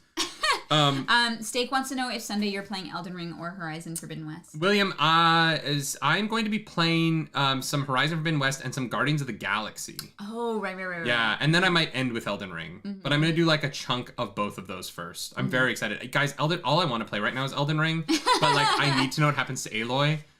That's fair. I have so many games going right now. It's really tough. There's so many good games. Yeah. Joe Cross, thank you so much for that super duper chat. Super duper. The line here is, they were all watching him, all waiting. Death is lighter than a feather, duty heavier than a mountain. He made his decision. He went back to the lessons he learned from Lan. And he's going to the mountain. Oh, do you think he goes to Tarvalon? No. I feel like he avoids Tarvalon. Oh, right, because Tarvalon is at the mountain. No, I think he does. I think he goes to meet up with Matt to make sure Matt is okay. Unless something springs up and he has to go the other direction. I think he goes to Tarvalon, goes to the mountain, goes to the Aiel Waste. Yeah. That's my yeah. So chapter 50 after is pretty quick. Basically just it tells the story of how the story of the Dragon Reborn is passed around the world.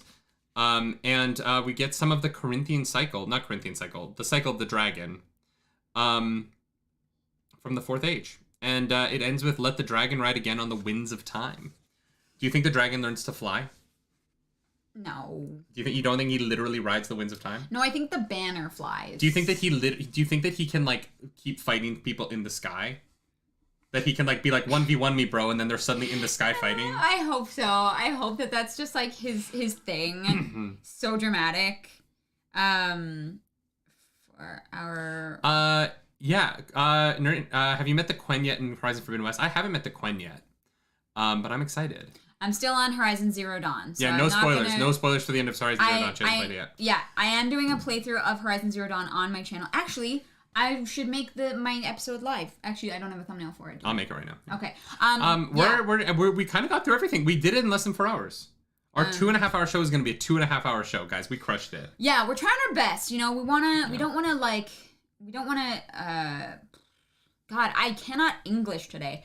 We don't want to like linger on things for too long. We don't want to say our welcome for certain like topics. No, of course. I think we like. I want to get to some segments though, because we do a segment on the pod where we say our highs and our lows.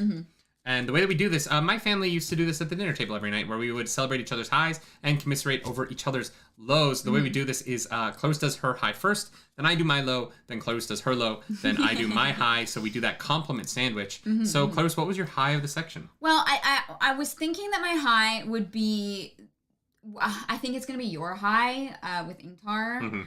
So instead, I think my high is learning that Min is bisexual. That really just brings me joy. And so that's my high. And you can't take that away from me. The mental gymnastics that you have to do to make that sentence mean what you want it to mean. No, she's like, I don't like boy shepherds, but I like girl shepherds. Yes, but immediately before that she says, I like older men. I'm not interested in shepherds. No, she says I like men with education. No, she is saying that she doesn't like younger men. Nope. The sentence could not be more clear. Nope. I don't know what you're talking about. I am. So the low of the week for me is that my wife is on this bent, but no, my actual low, the Egwene necklace stuff is tough for me. It was tough to read, and I didn't enjoy reading it. Yeah. I think it's important to the story, and like I'm not saying it's bad, but it was definitely like uncomfy, and I was like, ugh! And I'm glad that it didn't last longer than it did, because like it was, I really love Egwene, and you know I hate thinking of any woman in that position, you know, and it was tough. Yeah, my low I think is that we didn't get the satisfaction of being reunited at the end of this book, especially with Rand and Egwene. That was missing for me. I know it's gonna be so good when we get there, but I was ready for it and we didn't get it, and I was like, sad. All right, and now we come to the final segment, arguably the hardest segment for this week. Where would you add a sex scene into this? Where would I add? Well, it's tough, right? Because there isn't a lot of places where like characters could have slowed down and just like, you know, banged boots.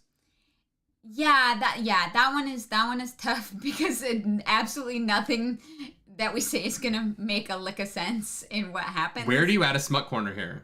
Except maybe like Min and Rand celebrate at the end with some like. Min and Rand. Yeah.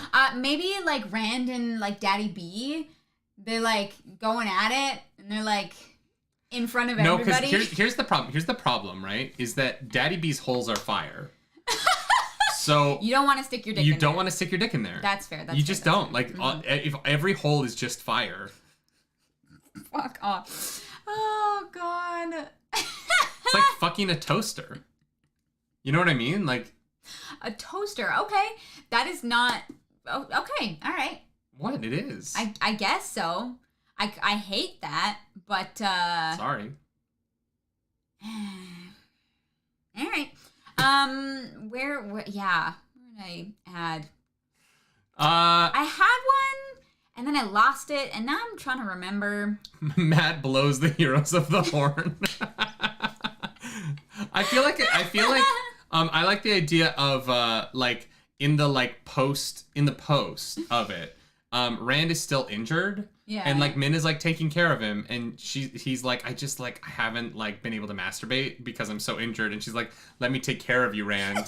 You know what I mean? And you know, Min is just being like, you know, a caring, like, they do some like pseudo-girlfriend. mutual masturbation, which a little hand stuff, maybe a little mouth stuff, you know, some easing Rand into being an. He's still hurt. He's still hurt. You know, he's got to recover. So taking it easy on him. That's respectful. Yeah. Kenny, thank you so much for the super duper chat. Jordan wrote multiple Conan the Barbarian novels, so he's not against smut, just Wheel of Time fanfiction smut. So he's only specifically against what we're doing right now. Right? Yeah. Sorry. It's a tough section to add smut to. Yeah. Mm-hmm. Yeah. Because there's like any part of me. Anything within the Shanshin would be inherently just like awful. You know what I mean? No. Yeah. I honestly, when I first like was reading the book, I was like, oh, I wonder if I'm gonna add a sex scene in when the girls are all just like at the White Tower, like hanging out in the same room. Like, you know, what if in their spare time they just are they're like practicing kissing? They're practicing, you know, like, because there's no like guys around, and we know that like Min is bisexual, obviously. So they're like practicing with one another, being like, how does this work? Does this feel good? Like, who's done? No, you know what it is? Min is describing what she sees when she looks at Galad, and it's just like him in like some weird orgy. No. Or Min. Like she's like, I just see when I look at him, I just see all the greens. Like no. Min can read people, and she knows their kinks. So she's helping the girls discover what they're into because she knows, and they don't have to go through the weird, like, oh, I guess I don't actually like this kind of phase. Like, Min just knows. She can see it, right? So, yeah. Or Matt blows the horn, and all the heroes appear, but they were in the middle of something, and so they're all just, like banging each other, and they appear in the air, and they're like, oh, sorry, we were... It was our regularly scheduled orgy. We weren't expecting to be called. Regularly scheduled orgy. Yeah, they were just in the middle of it. You know what I mean? No, I like the idea that Brigitte's just like, oh yeah, we're going to. Okay, let's do this. I got this. Don't worry. I'm ready. Well, that was our dirtiest smut corner yet. Well, come back next week for the full book. The full book. Yeah, we're gonna be talking about the Great Hunt. Yeah, Great Hunt. I have made a questions This channel. novel by Robert Jordan. It's very good. If you haven't read it. What the hell are you listening to this for? Yeah. Steak is meat. Steak knows. He's like, I'm just here to hang out. This is a good book. I liked it quite a bit. Mm-hmm. It's very weird. And if this is where book 2 goes, I don't know where this series is headed, quite honestly, but I'm excited for it. Yeah, me too. I have created the questions channel in the Discord. So if you are interested in... if you want more Wheel of Time chat, you can hop in there as well. Or if you want to leave a question for us or something that you want us to touch on, or maybe something you'd like us to predict, that is a spot for it. Our mods can curate that so that there are no spoilers. And, to the person on Twitter who was like, I wonder if they're going to get through the slog, or maybe it was a YouTube comment. I have to know how this ends, so yes, we will. Yeah, I need to know. I really, really do. I'm in for the long haul, and I hope that you're in for the long haul with us because we're having a blast. And we need to order the other books. We only have book 3 now on the shelf. That's true. Yeah. We have to get more books because we only ordered 1 through 3. We have to buy more books. I'm so sad. Oh, no. Y'all, if you like this video, like and subscribe, please. It helps us out more than you know. Leave comments down below, not just in the chat, but go leave like a comment in the comment section. That kind of engagement really shows this to other people and gets the video out there. Also, to plug something that isn't us, Brandon Sanderson, the writer of the final 3 books of this series, put out a pretty incredible video on his personal channel, coming clean about some truths about his life. If you haven't checked that out yet, definitely go check that out. And just YouTube Brandon Sanderson. And you'll see a video that you should definitely watch. Definitely. About something that I think that if you like this show, you are going to enjoy that video as well. And anything else to plug? No, just follow us. I'm at Claris Polaris. I have a video that is going live very soon after we hop off here. I am playing Horizon Zero Dawn for the first time, loving it. So come join me on that journey. Yeah, and if you are looking for more spoiler talks about Wheel of Time, and you've read it all, I recommend the Dusty Wheel. They're friends of the show, and we're going to be on there maybe soon. So definitely check them out. Go subscribe to the Dusty Wheel as well. And come check it out whenever we may or may not appear over there. Wink, wink, nudge, nudge. Follow me around the internet at Nerdy Nightly. I'm at Claris Polaris. And as always, Do something nerdy tonight, you dang nerds. Maybe go see the Batman, because we're doing a spoiler chat tomorrow, 11 a.m. live. Oh, yes. Spoiler chat for Batman. And Mods, thank you. Mods, thank you. You are absolutely incredible. We appreciate you so much for everything you do. So once again, for the final time, do something nerdy tonight. Bye, guys. Bye.